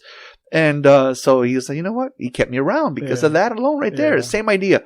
In fact, I have a guy on the podcast, one of the episodes, and I think it's called Good Karma. He's on there because that's where I met him. He had to go do hours as well. And his name's also Andres. Well, the funny thing is, it's so funny because that's when I started turning into a bully, when I started going there, because I started learning how to box. And that's when I was like, "Oh, I could beat people up, dude." Yeah. And that's when I became a little bit of a bully, because I was like, "Oh, dude, you could push people around. You can." And the funny thing is, but I noticed every time I ever became a bully is because I always got bullied. Yeah. Like every school I went to, I always got bullied. Yeah. Every time. And then it's funny because when I went to Blackstock, I don't know how old I was. That's the only junior high I didn't go to. I don't remember why this kid wanted to fight me. I don't remember. But one day after, he was like, "Hey, we're going to meet after school here." And I was like, "Okay, like whatever, let's go." Yeah. So literally, I remember us going around the corner, and like we fought on this bush in front of this little hill in front of everybody. We were fighting and literally duking it out, and all the kids were watching like a movie. And then a parent came out, "What are you kids doing?" And then we all took off. Yeah. But I don't ever remember why, but that always happened to me. Yeah. Like I always end up remembering being like in these conflicts. Like, what the hell? How did I end up here? Yeah. How did I end up here? And I always only ever did it to defend myself. I never really. Well. Need auto insurance or an SR22? Like now, SolarX Insurance gets you covered fast. No license, no problem. We speak your language, shop the best rates, and get you back on the road today. Call 877-736-4719. That's 877-736-4719. Visit slxinsurance.com or call now 877-736-4719. Quick, easy, done. SolarX Insurance. Drive with confidence. What do you call it? You probably, I don't know, man. Maybe in your past life you fucking beat so many kids up or something. But anyways, like I was saying, like the Good Karma bullshit, right? When I went, I ended up doing like 80 hours extra of community service because it was the first time I had a job in 2.5 years. In the way I see it, they're like, "Dude, why are you so happy?" And I'm like, "Because they're only paying me $10 an hour." Yeah. Back then in 2011, dude, $10 an hour, right? Yeah. And I'm like, "Well, I'm only getting paid $10 an hour." It's like, what? So I ended up doing like 80 hours over. And then I go to courthouse. It wasn't the courthouse in Ventura. It wasn't the main courthouse. It was like this, like another Salvation Army where they had a judge there and everything. That's where the homeless people went to. And Mr. Martinez, I stand up and she's like, "Okay." She's reading some stuff. She's like, "Okay, interesting. Okay." She said, "Okay, because of people like you is the reason why we have places like this open. Congratulations, you're good." Nice. Right? I was like, okay. My mentality was 2 tickets are done. Right? Okay, I'll figure out how to pay the other one. when I went to go back and get my driver's license, and I went back to court or something to pay part of it, whatever. You have no tickets. What are you talking about? She goes, no. That judge, because I did 80 hours, even though that ticket did not qualify she cleared it. She cleared everything. That's cool. She cleared everything. And as I said, after that, like I said, my mentality started changing from then, man. Like, that's when I started no, man, it's time to grow up.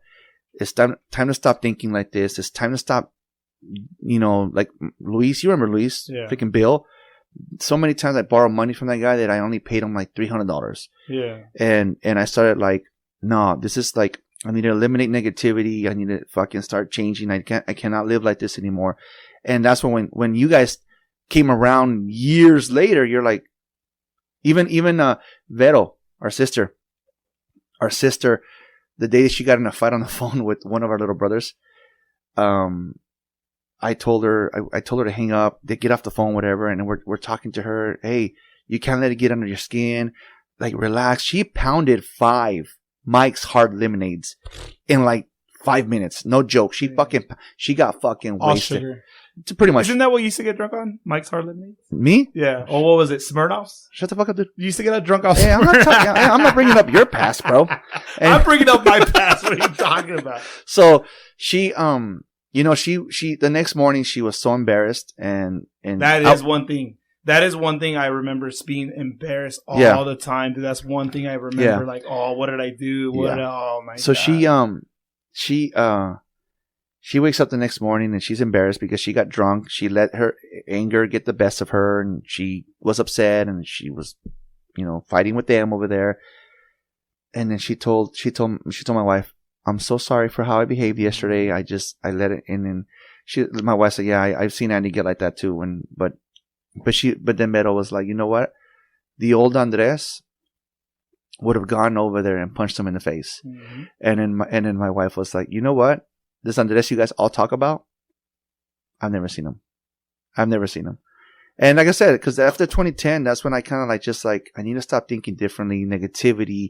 I need to eliminate negativity out of my life. I need to eliminate negative people out of my lives, even to this day. Well, that's how I feel. I feel like it's funny because I always stayed away from that. I always was solo because I knew the more negative things you're around, the more you just attract that. Example. I cut you off, but when we did the podcast episode with our other brother, the Where Do You Work At episode, you were so out of the loop on all this shit. It's all this shit happened under your eyes. Yeah, and I didn't even... And you had no idea. Because I always stayed out of it. I didn't want to deal with the drama. But then also I was in my own world. I was going through my own stuff that I'm not talking about at the time. You don't know what's going on. People always... And see, that's the thing. Once I tell people my story, they're like, what the hell that happened to you? Yeah, then they don't notice it because I don't try to let it affect me. Yeah. I don't try to let it get to me. I'll be honest, I tell people all the time I started drinking at an early age. And I tell them around 9, they're like, you started drinking around 9? I'm like, I don't remember. I know it's early. 5. Exactly. So now I can tell that guy, hey, it was 5. Guess 5. What? I told you. Yeah. No, it's not something I'm proud of, but it's it's until you brought it up, dude, you've been AA when you were fucking 16 years old. Literally, I remember this. So I would have to walk in and then it would be a whole group of us. One guy, counselor, sit in the middle. And then they'd be like, it would go through each one of us and it'd be like, and then it's go, okay, go. And then it'd be like, I'm Alejandro Avalos. It's been 60 days since my last drink. And then, I'm not sharing today. Or if you're talking, you would say, hey, or if you don't have anything to say, and then they would go to the next person. And I heard so many stories in there of crazy things. And even then it didn't click. It took me a long time to realize, okay, I need to cut this out. I don't know when I finally learned that I can't fucking do it this way. I was called, I think, a binge drinker because I would party hard on the weekends. That's when I would get the most hammered. Literally, the Friday, Saturday, and then see the other issue was too. I didn't have anybody to tell me anything, so I would just go out and I would just go out and party. You had nobody there to tell you what you could do, and couldn't do. Well, I think even if there was, I would be like, nah, I'm not listening. Yeah, all of a sudden, you're trying to parent me? All of a sudden? Yeah, no, definitely. No, I trip out because people trip out. Even you, for example, you listen to my podcast, at first you told me yourself, oh, great, Andy has a podcast. Okay. And then when we started talking and you started coming around, and you listen to it, you're like, fuck, man, you went through that. Like, even you felt bad because you weren't there for me. Yeah. Then I'm hearing your stories and I feel bad because I wasn't there for you. And I was like, what the fuck, man? No, what do you call it? Fuck, I don't even know why the fuck I said that. No, because you're saying it's crazy that you don't ever think so what somebody's going through. People, that's what I was saying. People that I've shared my story with, like just like on a regular conversation, whatever, trip out that I never picked up a bad habit. Yeah. Never picked up a bad habit. That is true. That is true. Like, what the fuck? Like, and it's funny because I sold fucking beer, right? I come into this family and I sold beer and what are we going to take to the party? I'm like, well, I got this 12 packs that they gave me, you know, and and they would just say, I entered a family. They're not really drinkers. Dang. They're not. The only time that they would ask me was when I did sell, Seagrams. Again, sugar drinks, right? Can you bring, some Seagrams? And I'm like, oh, fuck it. I can bring, hey, I'll go to one of my accounts. Hey, I have 2 12 packs of this. Can I have? Yeah, go for it. And in fact, when we went to Connecticut, my wife asked me, hey, can you go to the store and get some Seagrams? And I'm like, yeah, no problem. Fuck it. Let's go. We went to the store. They didn't sell Seagrams. And I'm like, dude, how the fuck do you not sell Seagrams? And I'm talking to him. I'm pitching him. Like, I'm selling him the fucking product. I'm like, dude, next time we come back to Connecticut, you need to have Seagrams. He goes, no problem, man. I'll get it. Blah, blah, blah. My new compadre, I don't know how to say that in fucking English. And my new goddaughter's father was like, dude, you're off the fucking clock. And you're like 3,000 miles away from... You're over here selling these guys. Right? Well, I'm just that fucking good, bro. And so I would bring Seagrams. But like I said, I married into a family that they're not really drinkers. Now, will they make a mixed drink during certain events? Yeah. They'll pull out the bottle of fucking Patron or whatever, Captain Morgan.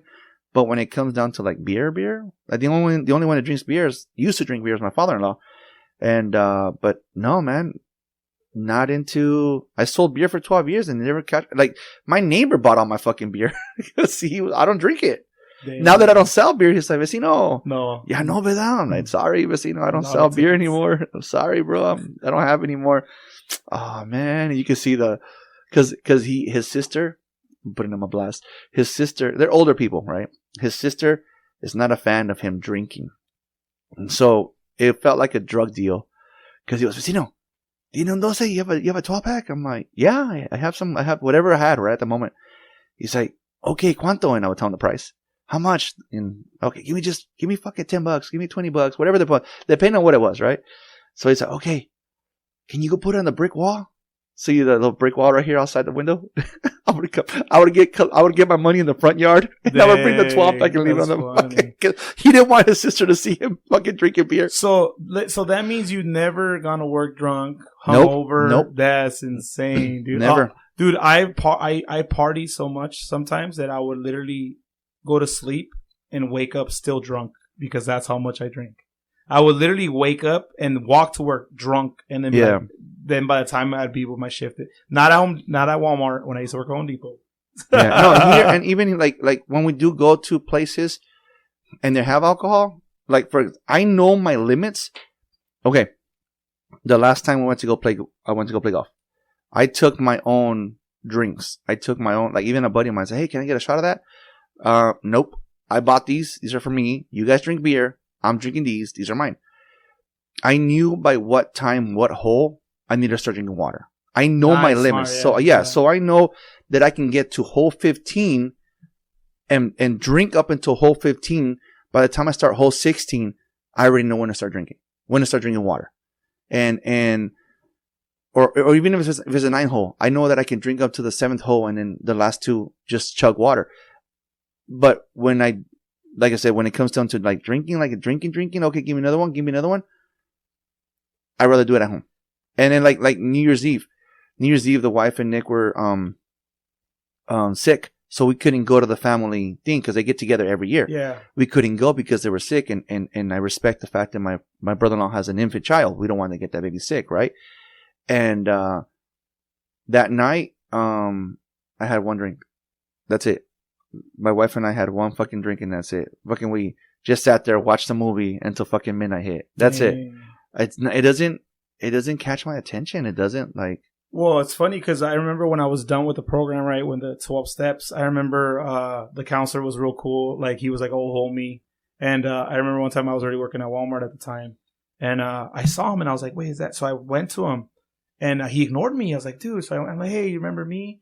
And he's like, yeah, dude, I remember. He's like, I'm sorry I ignored you, but I don't go up to my people because I don't want to, like, sometimes they don't want you to come up because then you remind them, oh, the AA or whatever. So I kind of let them come to me. Yeah, so he's like, oh, no, I remember you. He's like, I just want to make sure, like, you're comfortable with me talking outside of this because I'm your counselor, I was your counselor. I'm like, no, man. He's like, no, I'm glad you're doing good. Everything's like, cool. But yeah, no, I remember, to me, I don't think that helped. I think it did help me because I remember the steps. And I do remember the one I walked away with the most. It says, you have, let go of the things you don't have power over. Like things that, I don't even know how to say it now. It's been so long, but pretty much don't let things have power over you. Number one, which is obviously alcohol. Like nothing should have power over you. You should be able to say no. And then once you know that you can say no, that's when you know you're slowly starting to get out of the habit. When you're able to say, it could be right in front of you, you can say no. Hey, no, I'm not doing that today. Like, you know what I mean? I hope the guy on the sofa is listening to this. But to me, I always, but the thing I did see, the people that were the most showy and the most clean, that they were always like, I've been clean for 2 years and this and this. And they say, I don't think about drinking. Eventually, they would be the ones that would come back and say, oh, I lost. Because I think there's only so much point that you have to be able to prove to yourself that you can drink it without drinking 100 fucking bottles. Or letting it drink you. Exactly. And that's why I think they fuck up because they try to say you're never going to do it again. And some people can do it, but some people can't. And that's where they fall back because they drink and then that ends it. For like people would be there, you would see them, and then one day they'd be gone. And there wasn't time for them because they went to go drink again. Yeah. And they'd either be in jail or they'd be wherever they'd be. Yeah. Or some people, Again, my only problem was, like I said, it wasn't getting arrested for alcohol. It wasn't getting arrested. It was getting arrested for who I was living with at the time. And you know what? For a long time, I hated her for me being locked up until I, like I said, grew up and realized, no, I did it to myself. You know, the guys, the homies, the raza in fucking jail, the ones that gave me my nickname Teddy Bear, they told me, you're going to come back. You stay with this girl, you're going to come back. In fact, remember our old boss at Home Depot? He met her and he told me just by meeting her, it's not going to end well. Yeah. It's not going to end well. But again, even the shit she put me through, never picked up drinking. Never, like when I was, those times when I was depressed, I stopped eating. I didn't drink. I didn't, like I said, no drugs, nothing like that. It was just my thoughts of trying to end my life. You know, like remember we lived in that apartment upstairs. The apartment downstairs had like a little metal fence, and each metal fence had like a little spike pointing up. And I was like thinking to myself, will that kill me if I jump on them? Dang. Like from the second story. But never once did I think like drink my sorrows away. Like alcohol's gonna fix the problem. Well, see, and that's the thing too. I never thought of killing myself either, but I feel like that's how I was drinking though. Yeah. I would literally drink. Kill yourself, yeah, pretty much, and I didn't know it at the time because I would drink till I was blacked out every time. Like I would drink and I wouldn't remember. That's how bad I. Carritos, Tata Carritos. Yeah, no, yeah. I there's a lot of things I don't remember, and I think that maybe that's why my memory's so shitty because of things like that, and that's why it takes.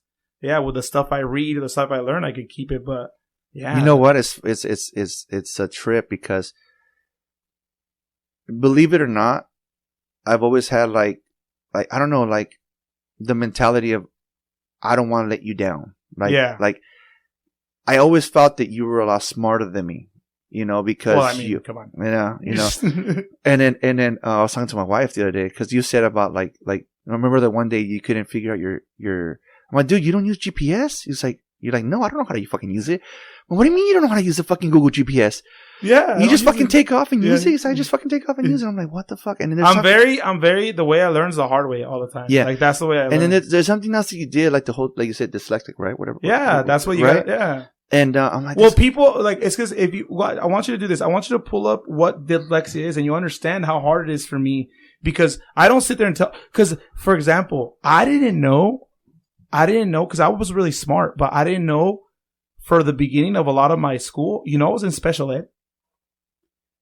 I believe you were. Yeah. You were in. So I was technically considered retarded. No, for real. I don't use that word. No, that it's a medical word, and yes, you can use it because it's somebody who's slow. Dyslexia? Yeah, dyslexia. All right, I'm asking my girlfriend. On Grok app, and I'm not gonna read all that shit. Never mind. I'm not gonna read all this. This is too much. That's okay. I can read it for you. Way too much. I can read it for you. Way too much. Would you type? Anyway, so while you're doing that, so I was telling my wife, like, I felt like you were always like, I don't know, like, I had like, there's a certain, like I said, there's a certain type of respect. I saw you, I guess, in a different kind of light. Like, for example, like, you're the one person that I do not want to get in a fight with. And then you can't even use a fucking, a GPS thing. I was like, what the fuck? Are you serious? And then my wife responded, oh no, Alex is smart. He's just a little too smart for himself. For him to sit outside for a whole hour fighting with fucking ChatGPT, he's too smart for himself. So I was like, yeah, that does make sense. It does make sense. But, yeah, no, that there was one day, okay, here. So look, here, I'm going to read it. There he goes. So it takes me a little bit, but here, dyslexia is a common learning disability that primarily affects reading, writing, and spelling due to difficulties in processing language, sound, and how they relate to letters and words. It's not caused by low intelligence, vision problems, or lack of effort. People with dyslexia often have average or above intelligence and can excel in other areas like creativity, problem solving. This condition impacts about 20% of the population.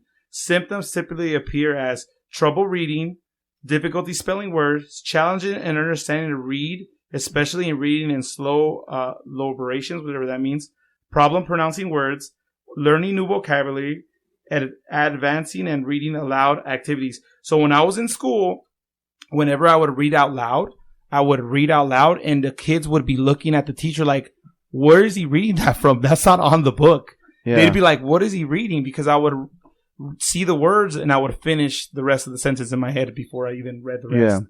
So even texting to me is still hard because it takes me a while to write it down. And am I saying this right? That's why to me it's easier to call somebody. I can't. Yeah. Texting and people, no matter how much you talk, to me it's hard. So for me, again, like I said, to me I took it as when you start telling me this stuff, and I was like, "The fuck, that cabrón, he's kind of a retard." Yes, exactly.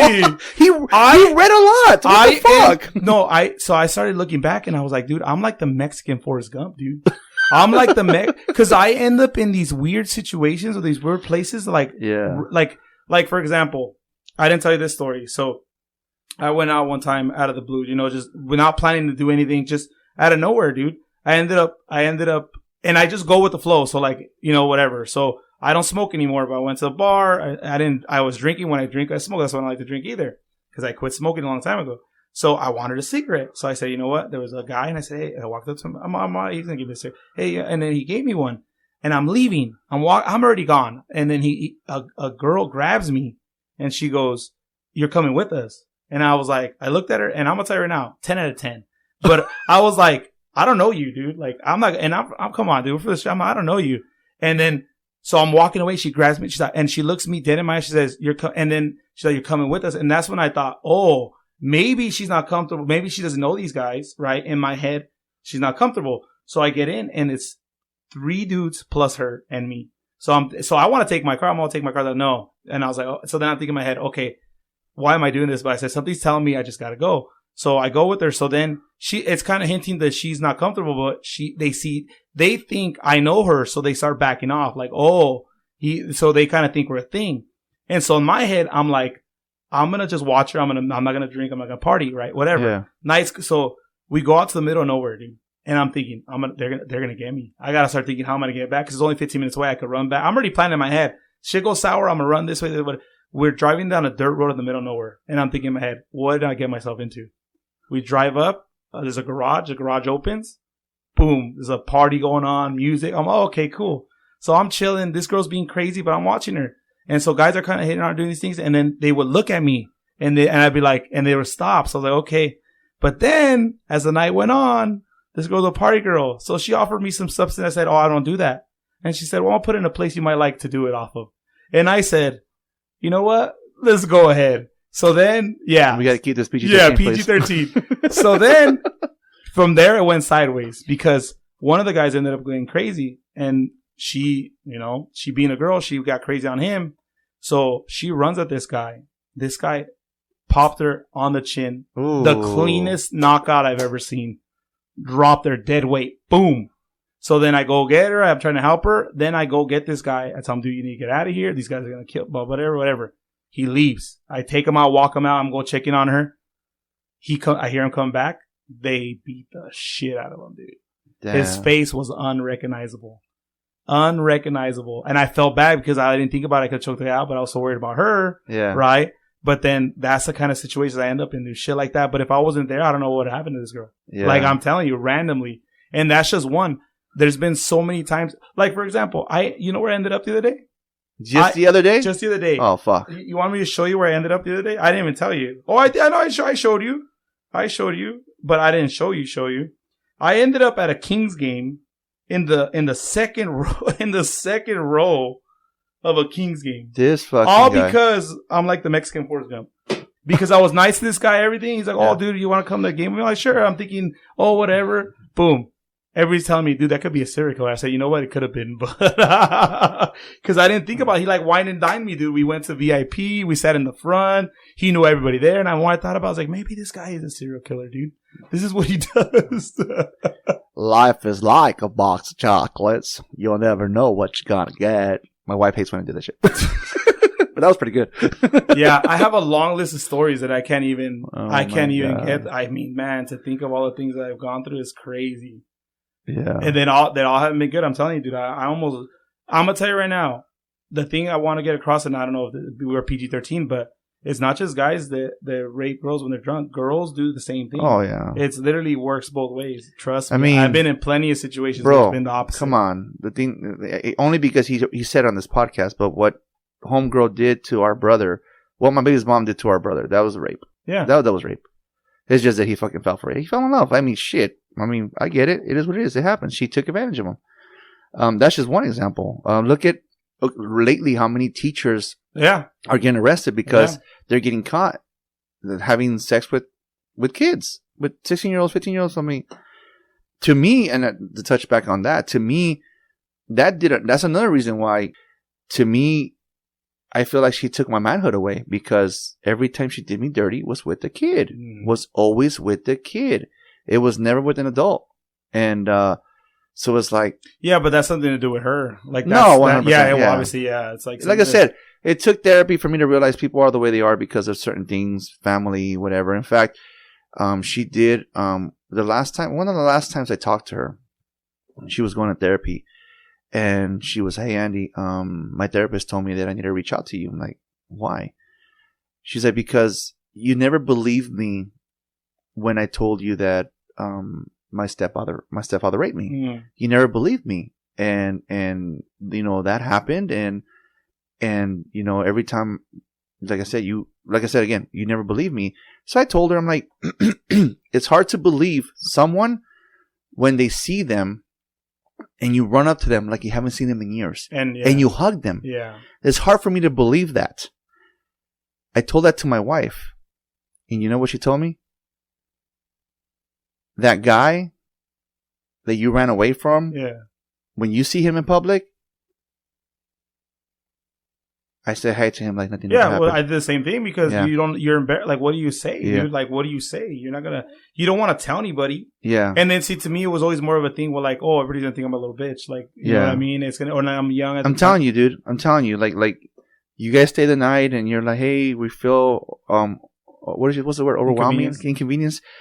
And I had to tell him multiple times, remember, my wife was raised differently. If she can take off her freaking shirt off her back and give it to your kid so she's not warm, so she's not cold, she's going to do it.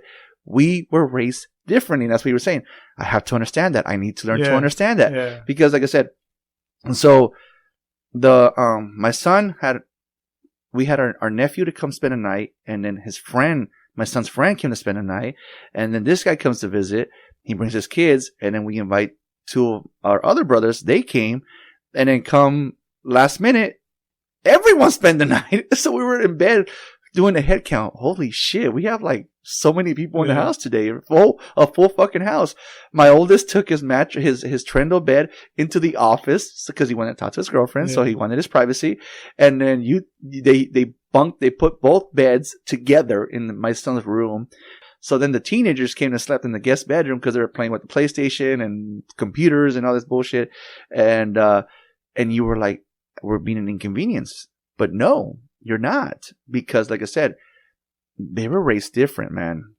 And my wife is the one that has, like, my wife is the one that's taught me a lot of things. And like example, like, okay, your baby's mom did that, right? She ran up to him. But when you bumped into so-and-so, you talked to him like nothing ever happened, right? I'm like, yeah, you're right. Fuck. And that also could be you block, because your mind does block out a lot of the stuff. Like it does. With our brother Angel, I said it before. We would go visit our mother because to me was like, okay, even though I don't have the best relationship with you, I'm still going to bring you my kids so they can interact with you. You're still their grandmother. And Angel was there. Angel would be there. And you would go hide in the room or whatever. So my wife would always tell me, make peace with your brother. I'm like, no. Make peace with your brother. Que no. She's like, Andy, he was a child. Yeah. So then. He didn't know any better. Exactly. So then when one day I went in there, I'm like, fuck, okay. He went into the bathroom. And I'm like, hey. Yeah. Can I talk to you when you get a minute? Say, yeah. Fucker took 30 minutes in there, man. Well, the funny thing is, I know there was only a couple times where I had to get involved, and I remember they were pretty high up there because it was always, you guys were always going. When they got bad, when the situation got bad, that's when you got involved. Yeah, I had to. That's when you stepped in. So then I remember one time, you guys were going at it, and I don't know what the fuck was going on, but all I know is he got a knife from the kitchen. Angel did, and he knows this story. I've told him. And I walked up and I said, okay, if you're going to use it, you have to use it on me first. So I literally grabbed the knife and I told him, go ahead. Like, you have to do it to me. Yeah. And then you can go through. I'm not going to let you do this. Yeah. And then he backed off. And the funny thing is, I was always the diffuser because nobody wanted to mess with me. Nobody wanted to mess with me. Nobody. Yeah. So like I said, I went in, he came out and I said, hey, dude, look, man. And like I said, I just squashed it with him. Like, hey, look, man, if I can have a conversation with the mother of my kids, I should be able to have a conversation with you. You are my brother. I changed your fucking diapers. What shocked him was when I told him, but I want to thank you. And he was like, what the fuck? And everybody knows the fucking story. I thanked them because if it wasn't for what they did, I wouldn't have got full custody of the kids. And I told him, you damn well know they're better off of me. And he agreed. We hugged it out. And, as you can see, we're cool. It's the same thing. I think we all have things where like for example, like, yeah, I'm smart. I know I'm smart on certain things, like a lot of but like, for example, like regular stuff. You're going to tell me where this place is? Okay, I'll look it up in GPS, whatever. But I'm going to tell you right now, I might miss an exit. But the same, you know what I mean? Because that's not, my brain is good at all the bigger concept in the world. Like I can pinpoint stuff, find patterns, do all these things, but the little stuff, my brain just doesn't work, dude. It doesn't work for the little things. It doesn't. That's where you like how to plug shit in, all this HDMI. Like I barely know the basics of that stuff, dude. Like I swear, it's like I don't have time for that kind of stuff. So I just go along with. I'm not a technology guy. Dude. Yeah, well, I know I can fucking crack AI to spit out whatever it wants because I'm good at talking and good at understanding like patterns and stuff. Well, I can definitely tell you, you suck with technology because when you gave us your PlayStation 4 to plug it in, Jojo was like, "What the fuck is this?" Like, why are these cables all like this, Dad? I'm like, "It's not my PlayStation, dude. It's not my." He goes, "Dad, he's bending the cable." I'm like, "Why? It's his PlayStation. Just fucking plug it in." Yeah, we can tell. Yeah, see, exactly. We can tell. Yeah. Oh man, I'm not a technology guy, man. Yeah, no, and the thing is that with me, do you recall how many times I took apart the TV? Yeah. How many times I took apart the VCR? Well, my ultimate favorite is this. Like, it was like I remember. Like I don't like to. I like to talk smack or anything, but I still remember the time where like. You're good at certain things, or you're not good at. So like it took you so long to do your driving test, like your written test. Yeah. But your driver's test, boom, right? Yeah. See, we're opposite. So I went to get and I call him and I say, I'm such a dick.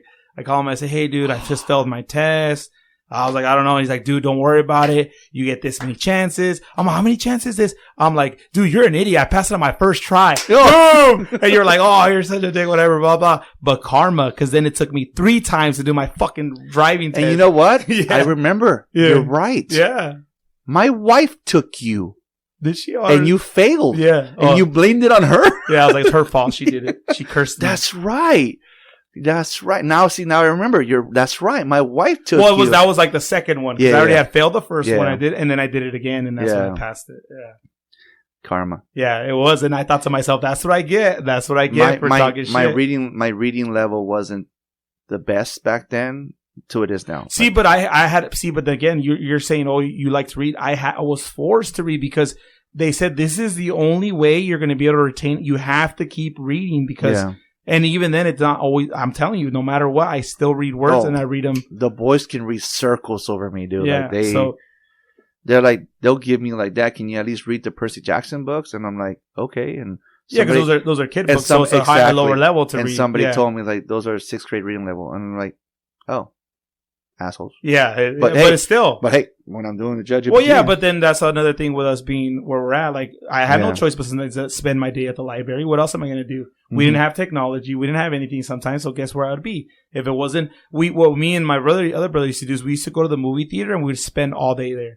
We would go in early and we would watch every movie in the theater.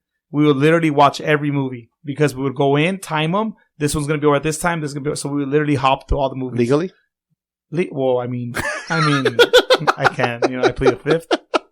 That's a long time ago. Ricky, we got him. Officer Ricky, we got him. This is it. Officer Ricky, we got him. You know what? No, he'll come and say, not my jurisdiction. Yeah, exactly. See, at least there's jurisdictions. Yeah, I tell him. Yeah, but I think we're smart in different ways. That's all it is. 100%. You're smart in certain things that I'm not, I just think we both have the gift of gab, which is talking. Like being both, 100%. I think we share that we're able to just talk our ass off no matter what. Like we had to hustle. Like I said, sorry. Oh shit.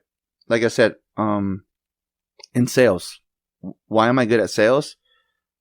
Because I talk. Yeah. And like when I got married, on our wedding day, I met a lot of my wife's family. I met 2 of her uncles that I love. And he comes out, he pulls me to the side. He said, hey, he was on the podcast too. I'm not sure which episode. Oh, initiation? I get the words wrong. And he was like, hey, come here. So we don't know you. Who are you? I know what I mean. Like, yeah, but who are you?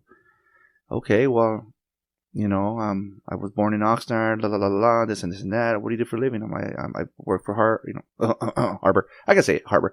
I work for Harbor. I sell beer for a living, blah, blah, blah. And then after talking with them for a few minutes, they're like, holy shit. You even sound like a fucking salesman. Dang. And that's it. And it's funny because just like last year, another one of my wife's uncles came by and we were talking, and that's when I was trying to transition into the new job.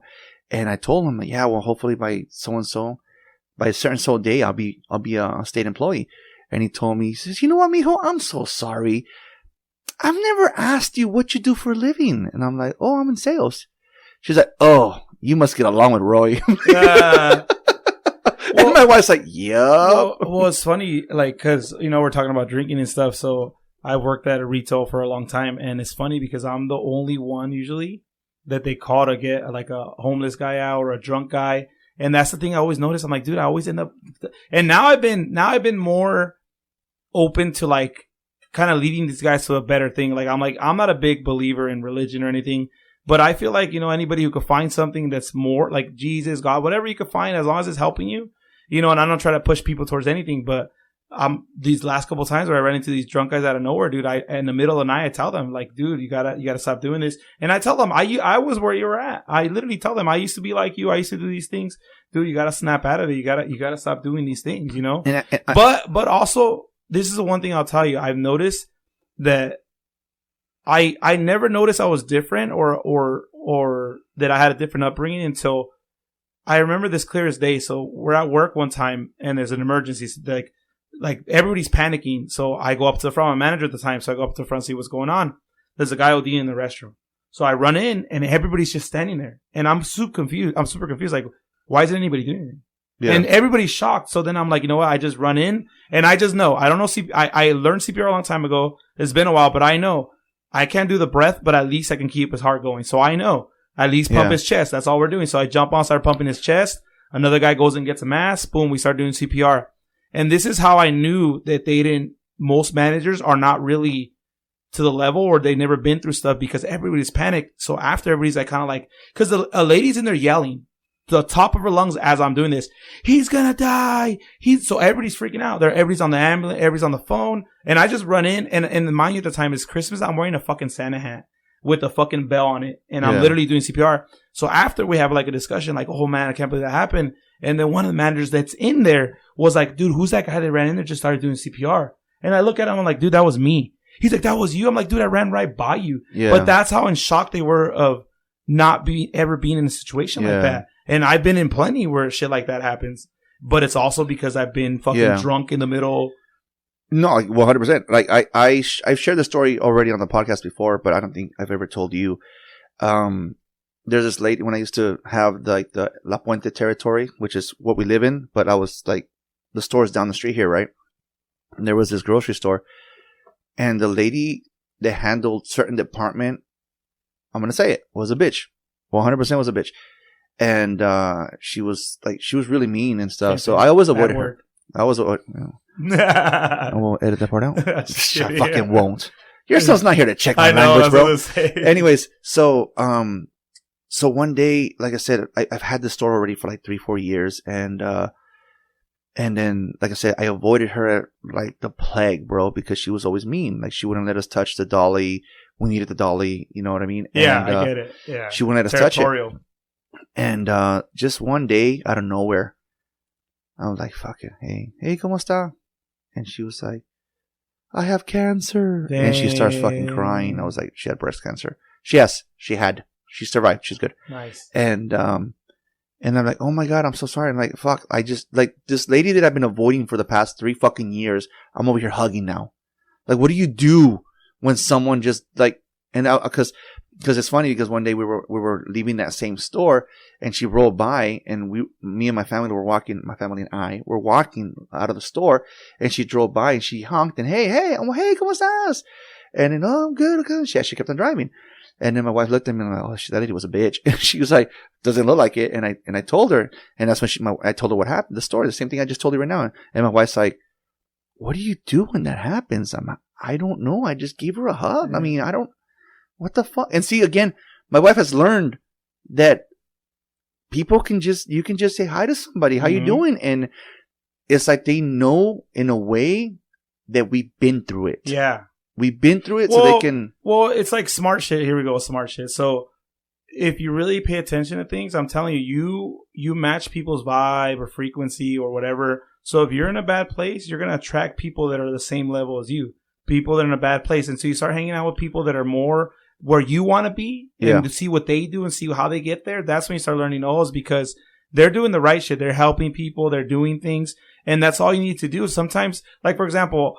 I was big on not giving people money, but if I have change or somebody asks me, I have this much, I have $1 here, take it. Whatever you're going to do with it, do what you're going to do with it. But I know in my heart that if I have something extra, here you go. Yeah. Give it, and then it'll come back to you because if you do bad, you're going to have bad things happen because I was always doing bad things. I wasn't a good kid.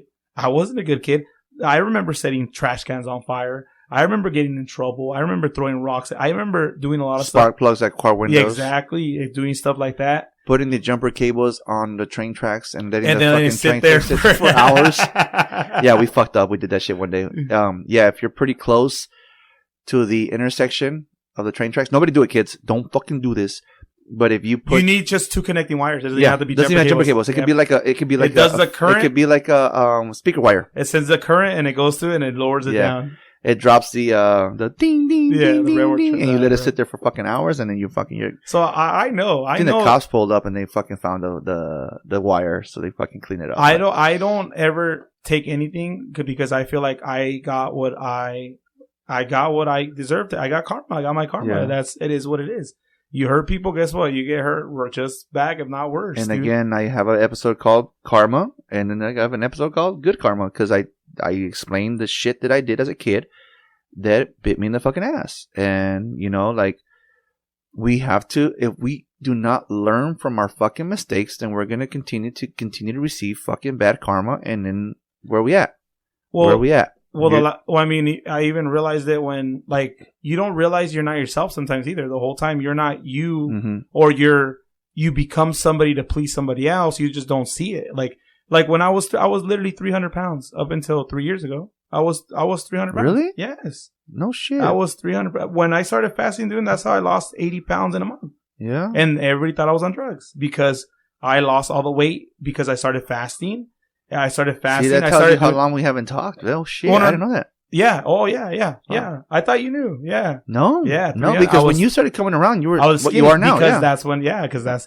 But see, that's what woke me up to understanding. Like, I can't hold grudges, or even like this. It's not so mad. To me, it's not so much being like. It's not about anger. It's not about I don't want to talk to this person. I just avoid. I don't want the drama. Right. So that's my mentality. My mentality is I don't want to talk to you because I don't want to deal with the drama. Instead of dealing with it, that's how I would deal with it, was just not dealing with the drama. But I can't be that way. So yeah, no, I was 300 pounds. I literally lost 100 pounds. I'm 200 pounds now. And I'm telling you, a lot of the things is a lot of the drugs. See, and here's another thing. Cause I wasn't drinking. I wasn't smoking. So I'm like, but guess what I was doing? I was eating. That was my drug. And that's what a lot of people's drugs is, because that's your vice. Your vice is the food. That's what's giving you comfort, is the food. I eat because I'm unhappy. And I'm unhappy because I eat. Yeah, there you go. No, it's true. It's true. But Austin Powers, by the way, guys. Yeah, Austin there Powers. you go. Austin, which one? It was Fat Bastard, so 2. My favorite part, I think, is Daddy wasn't there to take me to the fair. If you look at one of my podcast episode titles, it's Daddy Wasn't There. Nice. And somebody hit me up. Was that fucking Austin Powers? Yeah. Yep. Well, that's where I got the idea. That's where I got the idea from. All right. Well, I mean, I think we're gonna wrap this up now. I think we are, man. Well, you're the producer now? You're the producer now? Yeah. I mean, might as well take over. All right, then we'll take over and end it. How do I end it? I don't know how you end it. You end it. I'm gonna end every podcast always saying part of thank you for riding with me on a flat tire. Okay. You know what, man? I don't even think this is gonna air. All right. Well, and before we end this episode, let's not forget our sponsors. This episode was sponsored by SolarX Insurance. Fast, friendly, and affordable coverage. Need an SR22? They can help. Ride a motorcycle? Covered. Already have insurance? They have options. SolarX helps all drivers no matter the situation. Call 877-736-4719. That's 877-736-4719. And get back on the road with confidence. Thank you for bringing up some fucking flashbacks and PTSD. And again, you know, we're always here to do this shit. And like I ended a podcast, thank you for riding with me. No problem, man. Thanks for riding. Thank you for taking me on a ride on a flat tire. Dude, you don't understand the concept of the podcast, bro. Flat Tire Andy, we're going for a ride, kind of like carpool karaoke, bro. And then now, once we hang up, we got the flat tire. Let's try this again. Like I ended a podcast, thank you for riding with me. Oh, I'm supposed to say something? Oh my god, I'm out of here. I'm not supposed to say extra. Thank you for having me or something shit like that. All right, guys, we're out of here. Bye. Stay sober. There you go. Thank you for listening to Ride With Me, the Flat Tire Andy podcast. You can also listen to us on iTunes, Spotify, and Podbean.